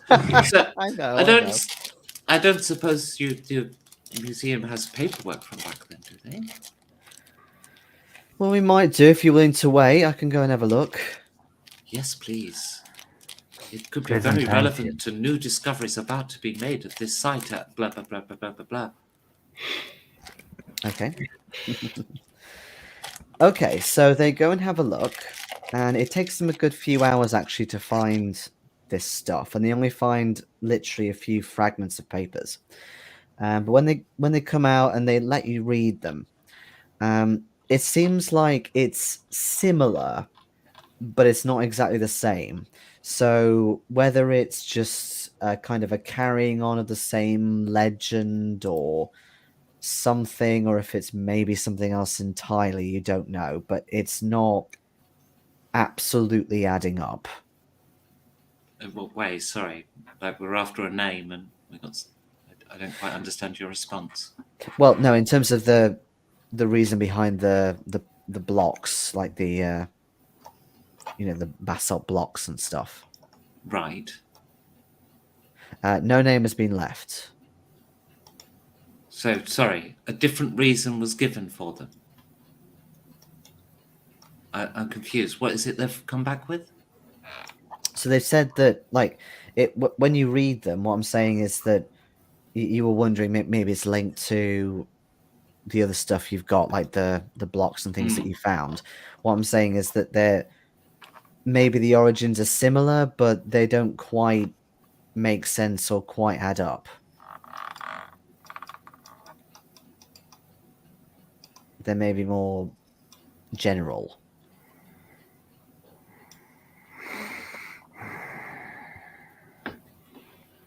So basically, we are back at square one.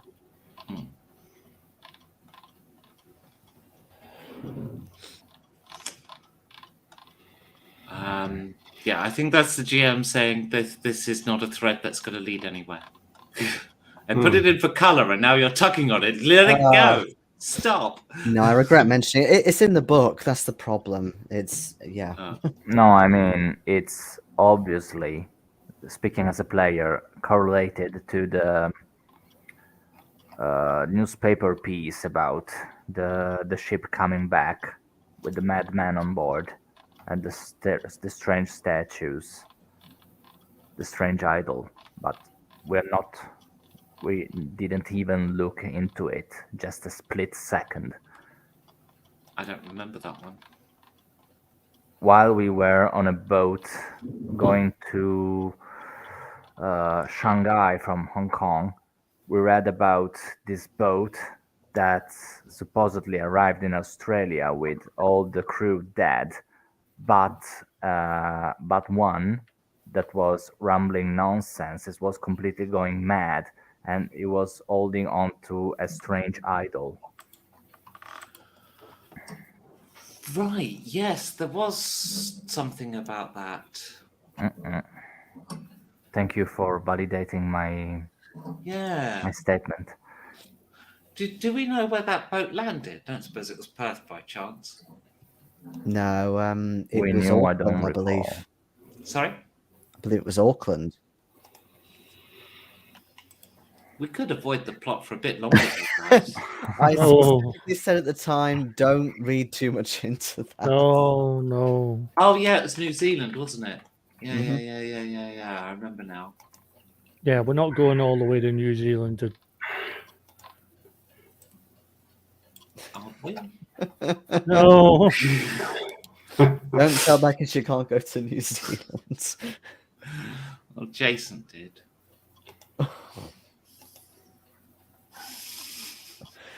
Okay, moving on.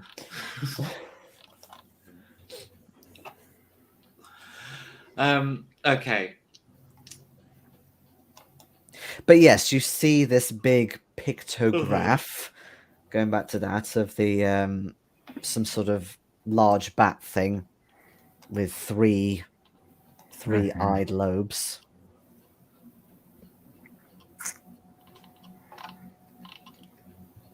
By eye lobe, do you mean the bit under here? Under the eye? As in, yeah, like the pupil.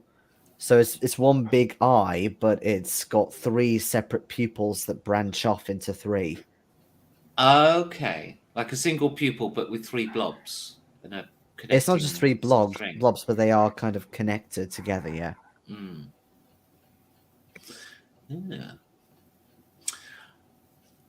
I'm bored now. Let's go somewhere else.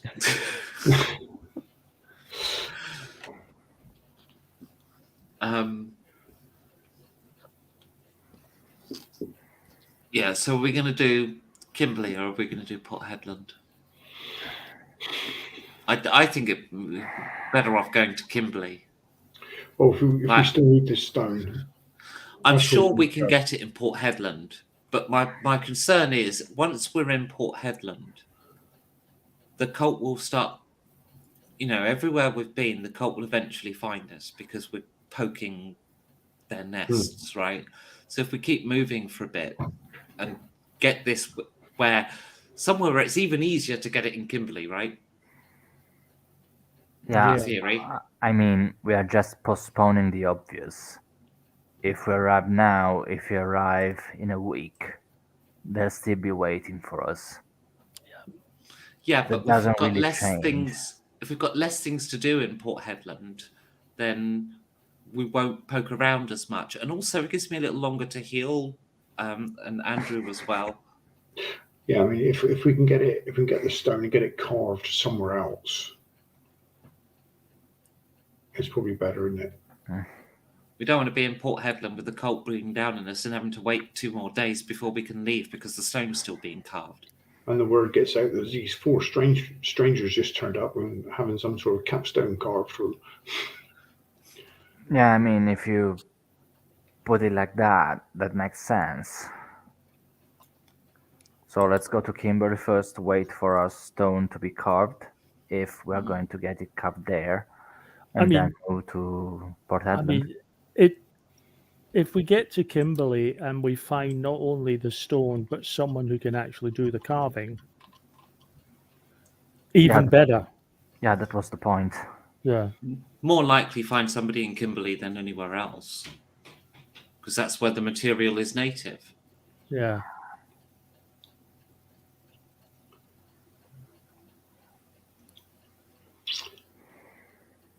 Yeah. No, that sounds like a good idea to me. Yep. So how are we getting there? Well, it's going to be by ship, yeah.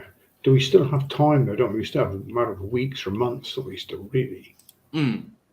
So even if we can't get it carved at Kimberley, we could go to Darwin or even back to Perth and do it and still have time to get.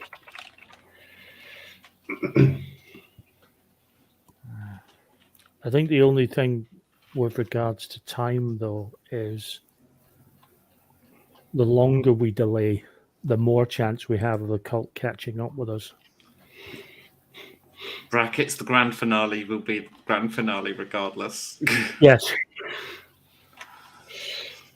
Yes. Well,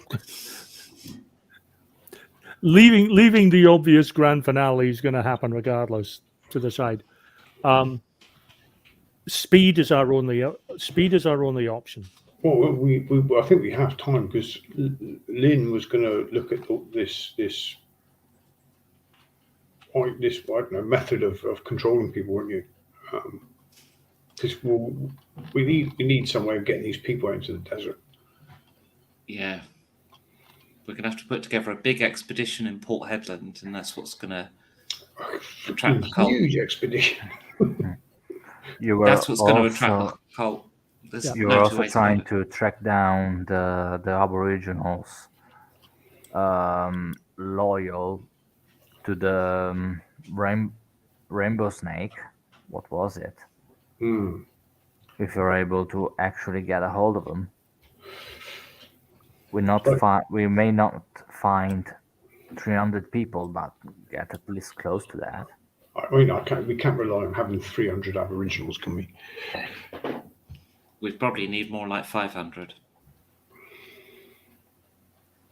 Which is really going to attract attention. 500? Yeah. Or we have to do it for less, and people have to go unconscious with blood loss. It's like you said before, we just need some spares.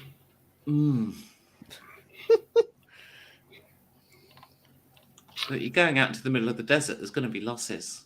Cult's going to be honest. There's no two ways. You cannot recruit 300 people without tweaking the interest of the cult. Yeah. Mm-hmm.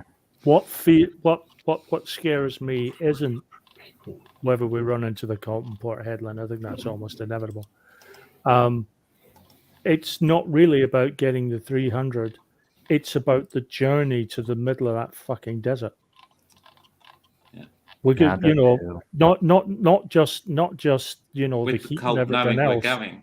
Yeah, they could start picking us off. So let's head to Ellendale, which is a little bit inland, but thankfully not quite as bad as. Well, you gotta go up north first by boat. Yeah. There's various inlets. I assume there's a harbour somewhere. Yes. It's in the Pilbara region, apparently. Yes. Okay, so you head on another boat journey. It's a bit slower, this one. So this one takes you 5 days. So we get to Friday the 17th by the time you get there. So again, you've got 5 days worth of HP if anyone needs to replenish their health and they don't have a major wound. For Lin, who does have a major wound, I was getting to that, you can roll a con roll. That is a pass. Does it need to be hard? Let me just double check. I don't think so, but let me just check if it needs to be an extreme. I don't think so, but actually, I think an extreme gets you extra hit points back or something. So you should be able to remove your major wound. Let me just have a look. Jesus. No. Combat. Here we go. Recovery. Okay, fantastic. So you gain back 1d3 hit points, and you can remove your major wound. Okay, and then how many days of recovery do I get after that? Because I'm not quite sure where the week falls. Well, no, two, isn't it? No, because you got the major wound on technically just the start of the Friday before. It's now Friday, so you've had a week. Was it? Oh, okay. I thought it was 8 days. Yeah. Well. Okay. You're tracking this better than I am. So, thank you. So, Kalu Kalay, you've removed your major wound. Yeah, in another week I'll be fine. Well, we have got time. Yeah. For now. Also, how am I doing with reading this book on mass people control? Yes, good point. Would I be able to have some sort of English roll for that, please? An English roll. That is a pass. Okay. Give me a moment.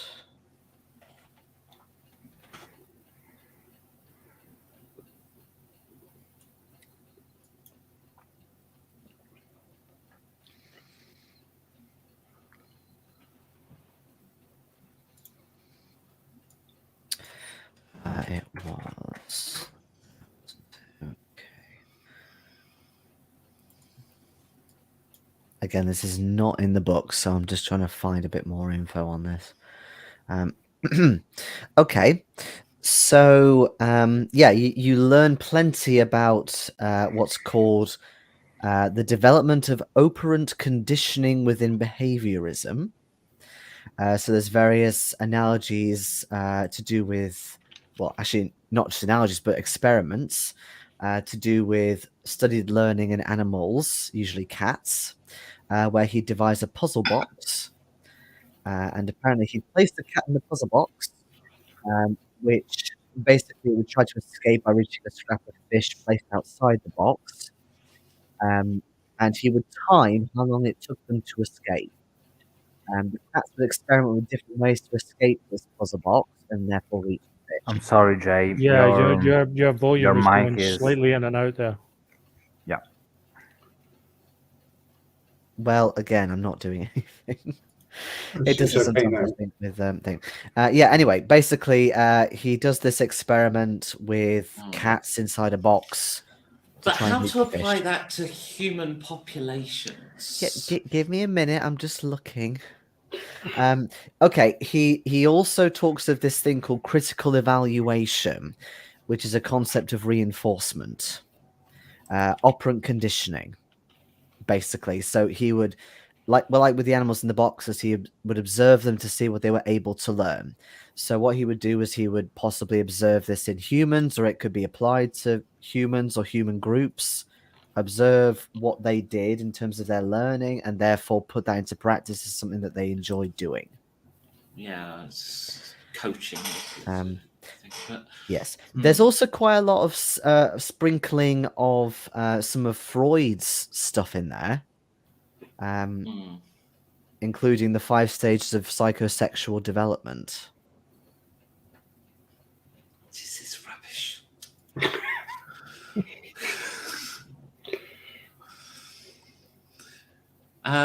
Okay. In other words, if you can imagine all of them as really attractive, you can control the lot of them. Is what Freud would probably say. Freud is just about fucking your parents. Yes, Guy clearly had an Oedipus complex. He was nuts. No, he fancied his dad. Just assumed everyone else was like that. So, can I use this to get 300 people into the desert? Well, I mean, 300 people is difficult either way, but you definitely think that was Zebedee and Co.'s plan to use the psychology to recruit people. And do you remember thinking, I can't remember who it was now. I think it was Alan. But you remember thinking about these students that were talking about something put under their door.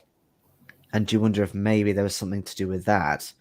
Maybe like a letter or a questionnaire or something. There was this, yeah. It was back when we first got to university, the first time we went. Oh, this gives me some ideas. Okay. Are you going to fuck everybody? No. Let's go back to Sydney to find what the letter was about. That's the critical reinforcement stage. No, first we've got to do the reward punishment steps of operant behavior. I could do that with just a bit of cheese, apparently. But anyway, you've got 2 months to build yourself a cult. Anyway, you reach Kimberley. Hmm. And you find or are able to get to the quarries fairly quickly. And there's plenty of people here working on the quarries. Hmm. And you also find quite quickly that there are plenty of Aboriginals in the area. And a lot of them deal in art. And do they worship the rainbow snake or the bat thing? They don't worship the sambat, no. One of the main groups, I guess, are called the Wangina, I think they're pronounced as. So they actually no, hold on, let me just reread this again. Oh, beg your pardon, no, that's the name of the spirits they worship. So the Wangina are kind of cloud and rain spirits. So there's plenty of those on rocks that they carve and they paint and so on.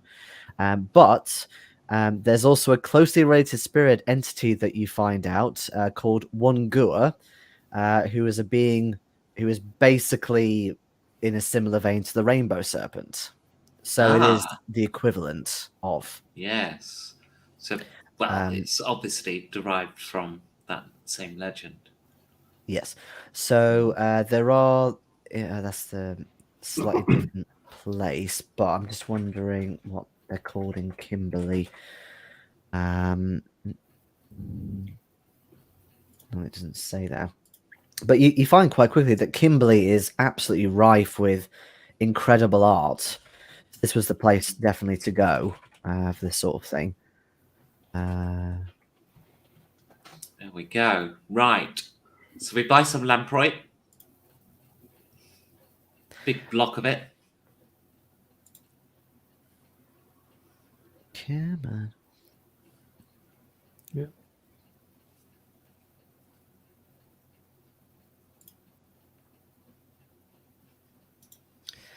I'll put some pictures for you in the chat. Okay. About half of the population of Kimberley is actually Aboriginal,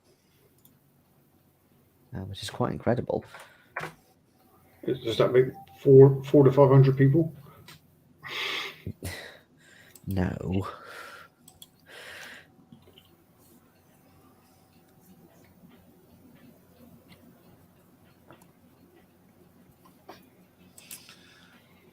But certainly, okay. So there's the Moanjum community, which I guess would be the closest. And there was another. Oh yeah, the Winambol people, but they're in the Mitchell Plateau, so they're not quite where you are. But yeah, so there are plenty of different tribes who can carve. Yeah. So we buy some lamproite and we take it to these people and explain that we need this symbol and all the faces, and then decorate it with additional art that's local to your customs, particularly pertaining to rainbow snake or your equivalent thereof. Which in this instance would be Wangina. Mm-hmm. And we'll give you lots of money. I mean, some of them are a little bit interested, but they're not interested in the same way that maybe a white person would be like, oh yeah, money, buy happiness. No. Okay. What would you like?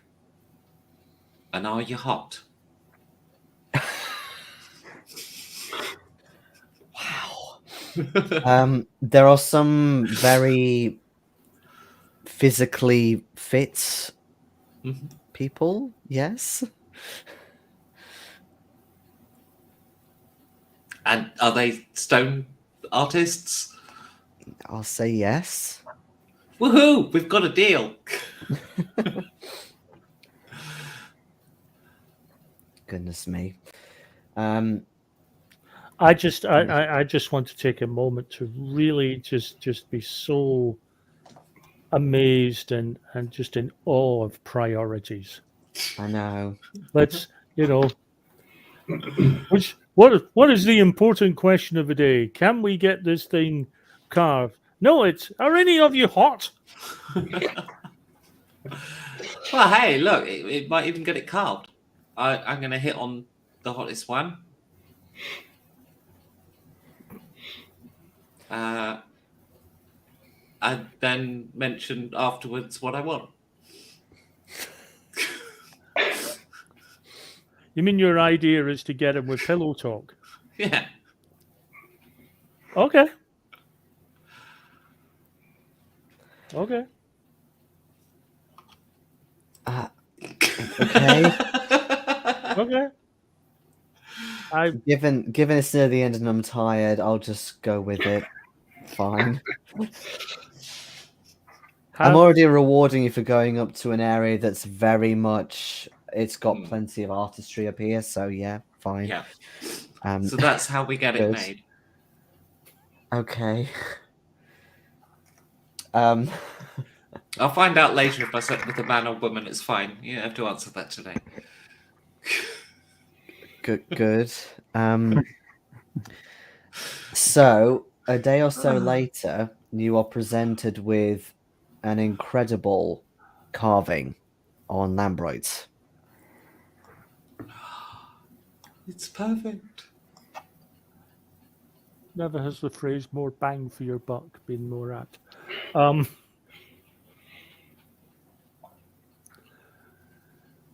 Right, so we have the capstone. Mm-hmm. Now we just need 400 volunteers. I agree with you about the fact that we take exactly 300, we're lining ourselves up for failure. I think we need more because we're going to have to accept it. There's going to be a drop-off. Guys, last time I used an enchanted knife for the ritual. Does anybody else know that spell? No. No. Is that a requirement? I believe that made it somewhat easier. I don't recall to what level. Damn.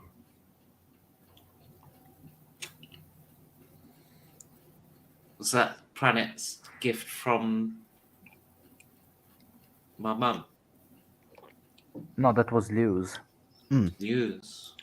Yeah, Pranit was already gone. Oh, right, yeah. No, Liu learnt it from a book, I believe.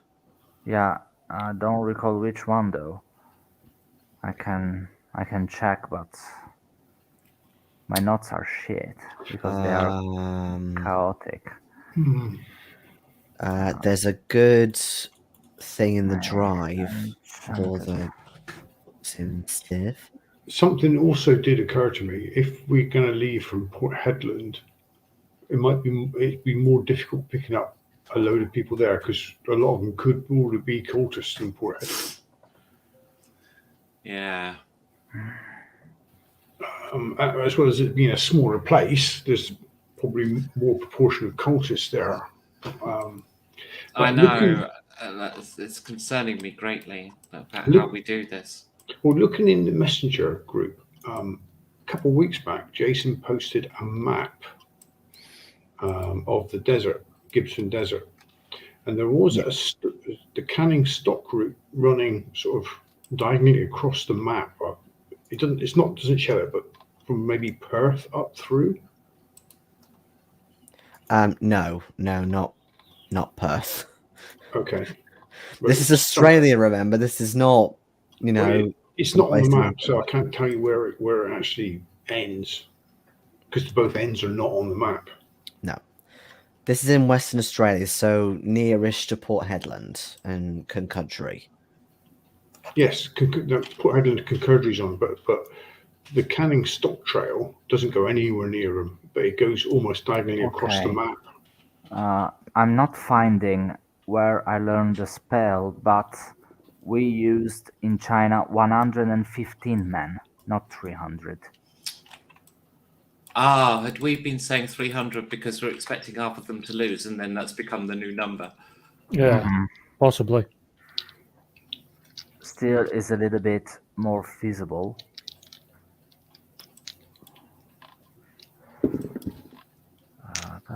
Um,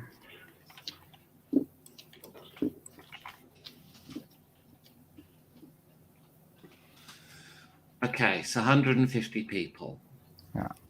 My Yeah, clip yeah. about session Oh. 2000 odd is looking good right now. The Canning Stock Route is a track that runs from Halls Creek in the Kimberley region of Western Australia to Wiluna in the Midwest region. Okay, but there are So near where we are now. there are wells all the way along the Canning Trail according to this map. Because if we're in the desert, however many people we take, they're going to need like 2 liters of water a day or something. It's so basically we're actually not far from the start of it. That's very handy then.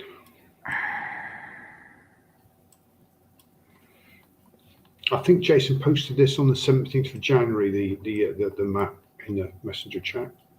Yeah. Well, it was that, whenever but you this- went to the library with Dodge.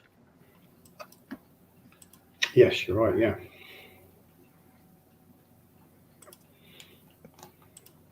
That way we would avoid the cultists. We would. Yeah. We could. This is basically the trail. Okay. We're somewhere up here at the minute. No, sorry, somewhere over here. So we're not far from Halls Creek. We're 1,600 miles long total. Kilometres. Oh, sorry. Yeah, but even so. It's 1,000 miles. Where are we looking at then on this map?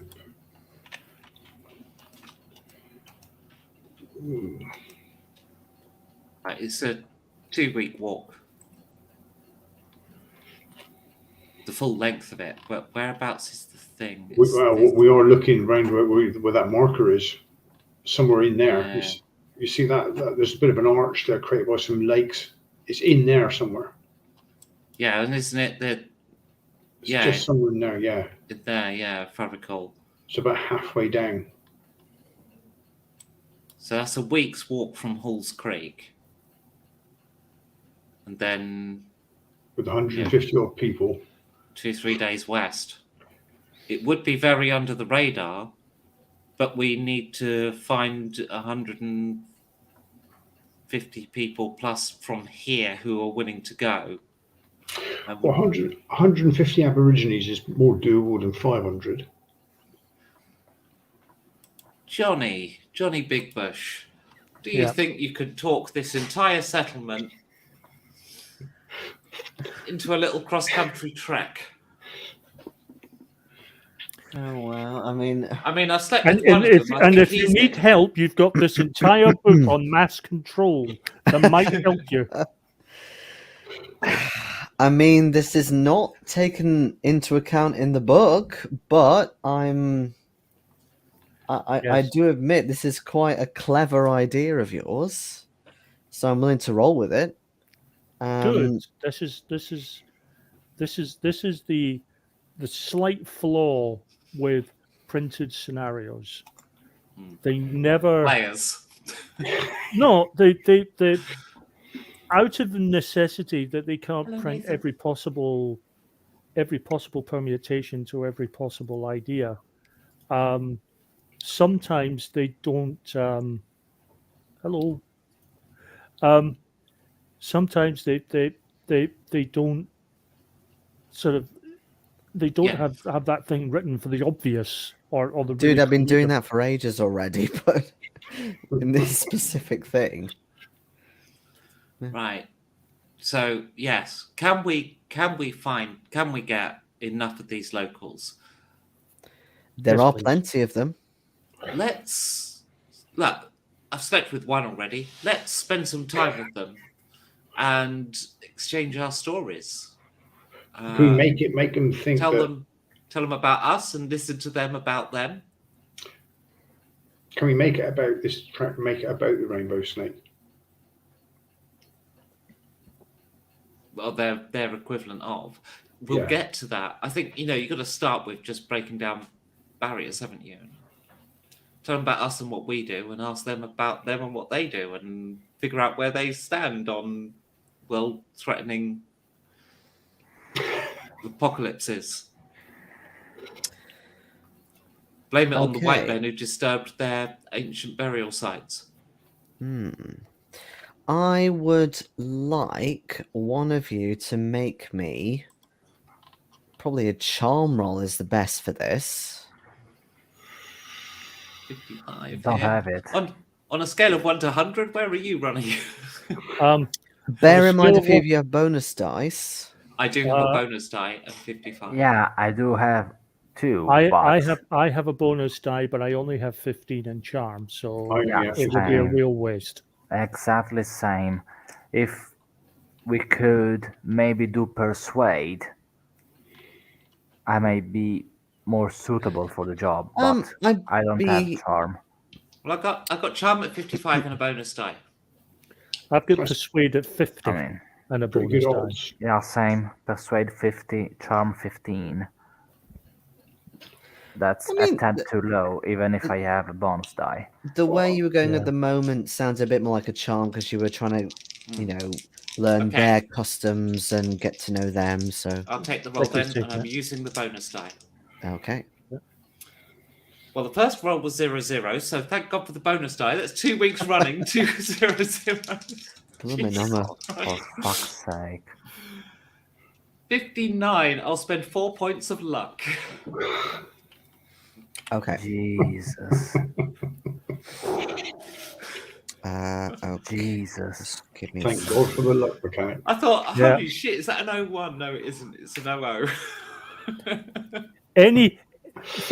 Any other number on that singles die would have been fantastic. I'm due a 01 right now. I really am. Yes,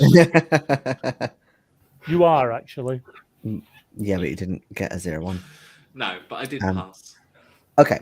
So, what I'll say then is that it does take a little bit of time. They're a little bit reluctant, especially because of 3 white men, and everything else. But you start talking to them, and you're saying all the right things in terms of Rainbow Snake and trying to get them round with that sort of thing. So they're happy to, spend some time with you, spend the evening with you after they finish working, for example, on the quarries. And they tell you of a tale of a great old man who sleeps with his head in his arm, which snores beneath it. This person is called Budai, and one day Budai will rise and devour the world. And as they tell this tale, Johnny is actually nodding his head a lot to it, as if he is familiar with this tale. It's quite a well-known thing among the people who believe in the Dreamtime.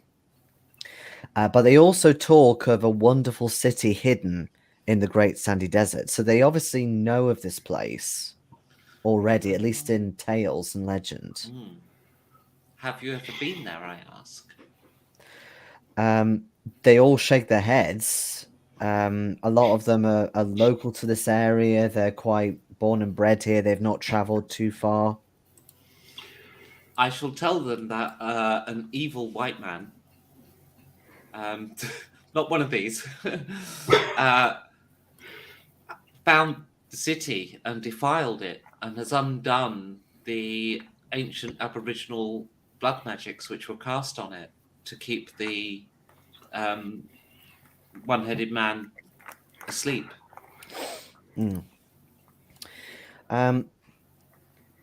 Again, you think maybe they know of this, or at least of problematic people in that area. And they actually tell you of a few Aboriginals in particular who worship this terrible bat god. They've heard of tales of corpses being found by drovers, caravans as well, a bit further south from here. And also that the victims were diseased.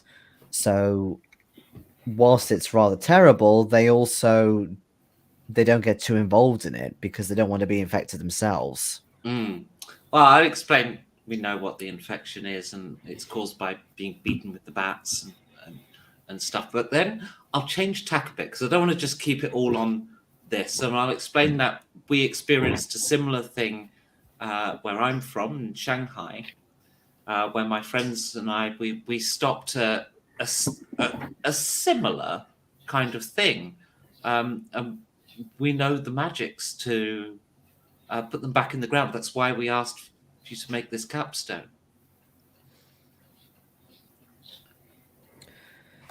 Okay. Because we want to try it here to try and stop the sleeping man from awakening.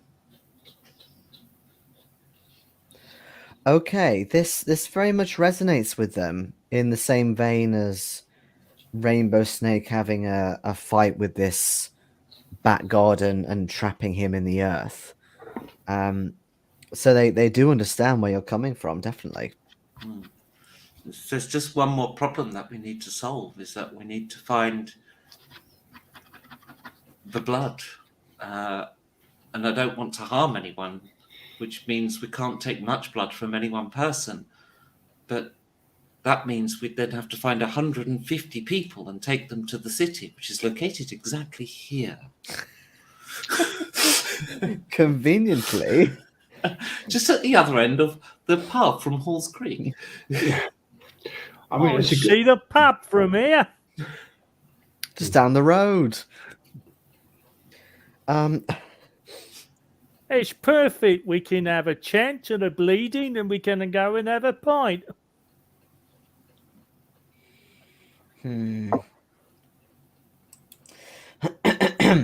Well, a lot of them work in the quarry and a lot of them work on the land.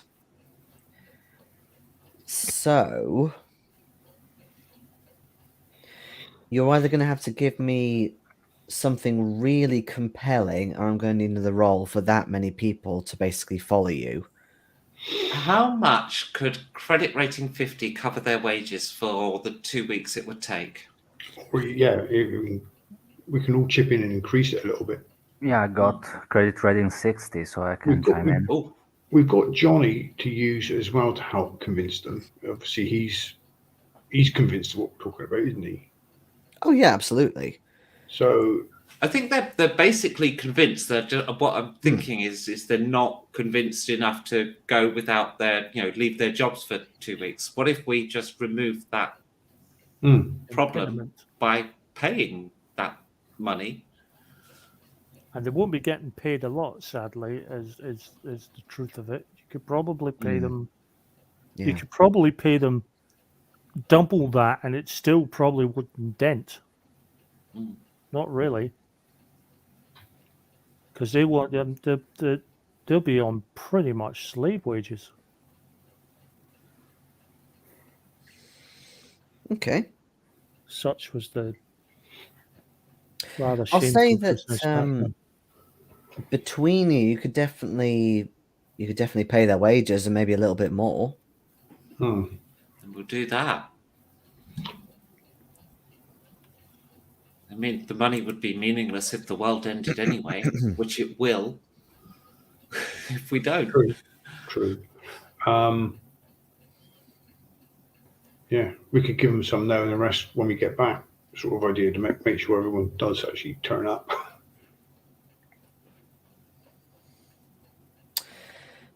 So you are leading an exodus of sorts into the desert. Yeah, obviously we'll get provisions for enough. I don't know how many we've convinced to come with us, but we'll make sure there's ample provisions. That's a good thing about taking Aboriginals. They can look after themselves out in the wilds. You have convinced 144 people. Jeez. Okay, someone's going to pass out. 6 of you, exactly. Yeah, a couple of you may even die in the desert. We don't care. We got plenty of you. We're going to ask for just a little bit more from each individual person. Well, if we spread it over the 144, they're not going to lose that much more than they were giving at 150. Yeah, I think I based it off of everyone going around like 3 times or something. So some people have to go around a 4th time or Yeah. something. But Yes. yeah. I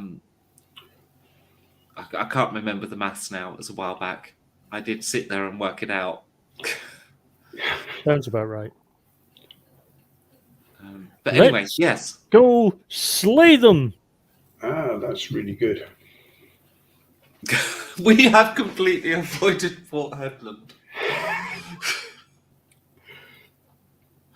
Although we have circumnavigated Australia in its entirety. Yeah.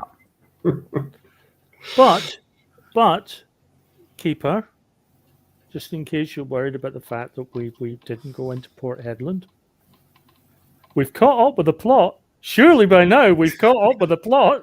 We're there. I'm more We're worried right about in you it following now. the Canning Stock route, really, because We're now in there. it's not as fruitful as you may have thought. So that's something to think about. Well, we'll make sure we've got as many provisions as we can afford. Or we're gonna take some pack animals, I suppose, of some sort. Yeah, we can Possibly even always some slaughter them. carts. It's That's it, known yeah. as one of the toughest and most remote tracks in the world. Well, we've got 144 of the best foragers on the planet. Absolutely. Oh dear. And by looking at the map, there's wells all the way along it. You can't say we're behind in the plot now. There are wells all the way along it, but even the Aboriginal population apparently found it difficult to access these places. Yes, you know what we call that? We call that a challenge. Also, we Something- got Dodge's notes, so that may help us. Yep. We do, and fortunately, you're not going in the absolute extreme heat of the year. So there's that. But it's still going to be hot. Yep, that's fine. We'll survive. No, see, the wells made it difficult for Aboriginal people to access their water. And in result, they vandalised and dismantled some of the wells. Indeed.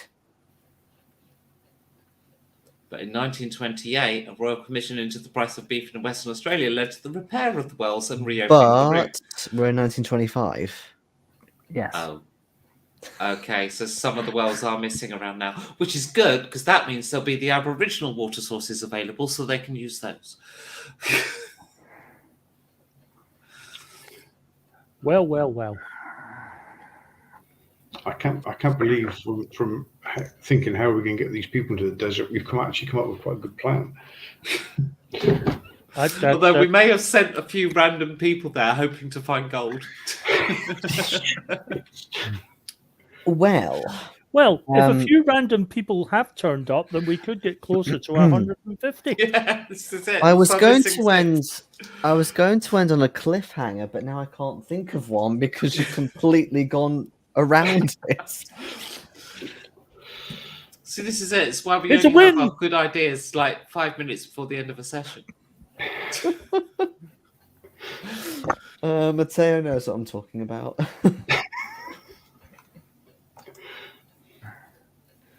I mean, again, it's an interesting idea. I like it. It's completely not looked at all in the book. So, yeah, I'll roll with it.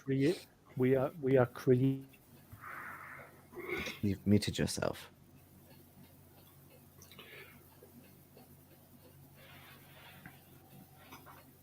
I said we are creative thinkers.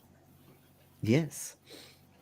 But you focused a lot more on the stone material as well. There's nothing in that, in the book either. So Well, you gave us a choice and then I said, did. oh, but there's this even harder one. And I do remember you saying it had to be the hardest local material. So Yeah. Which it did, yes. You should know by now. As soon as you suggest something, we'll latch onto that and run with it to the nth degree. Yeah, I know. I'm not saying I regret doing it. It's just that, like, you know, everything to do with how you cast the ritual and like how you get the stone. It's not in the book at all, so it's up to you as the players to work it out, which in some ways is good. But in other ways, I guess if people are really, really stuck, that might be a problem. But you're obviously not stuck. Not yet. Not yet, no. Or not anymore. Because we've been stuck before. Well, I guess this means that I don't need to read any of the Port Headland stuff either, you know, at all. Or even Conconjury.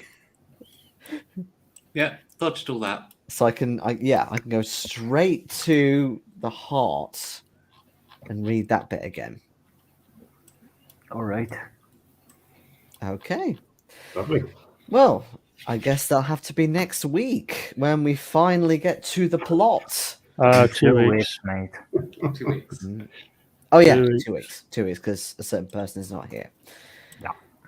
Very well. It'll have to be 2 weeks. Well, we will see you then. Excellent. Good stuff. Bye Good night, bye. everybody.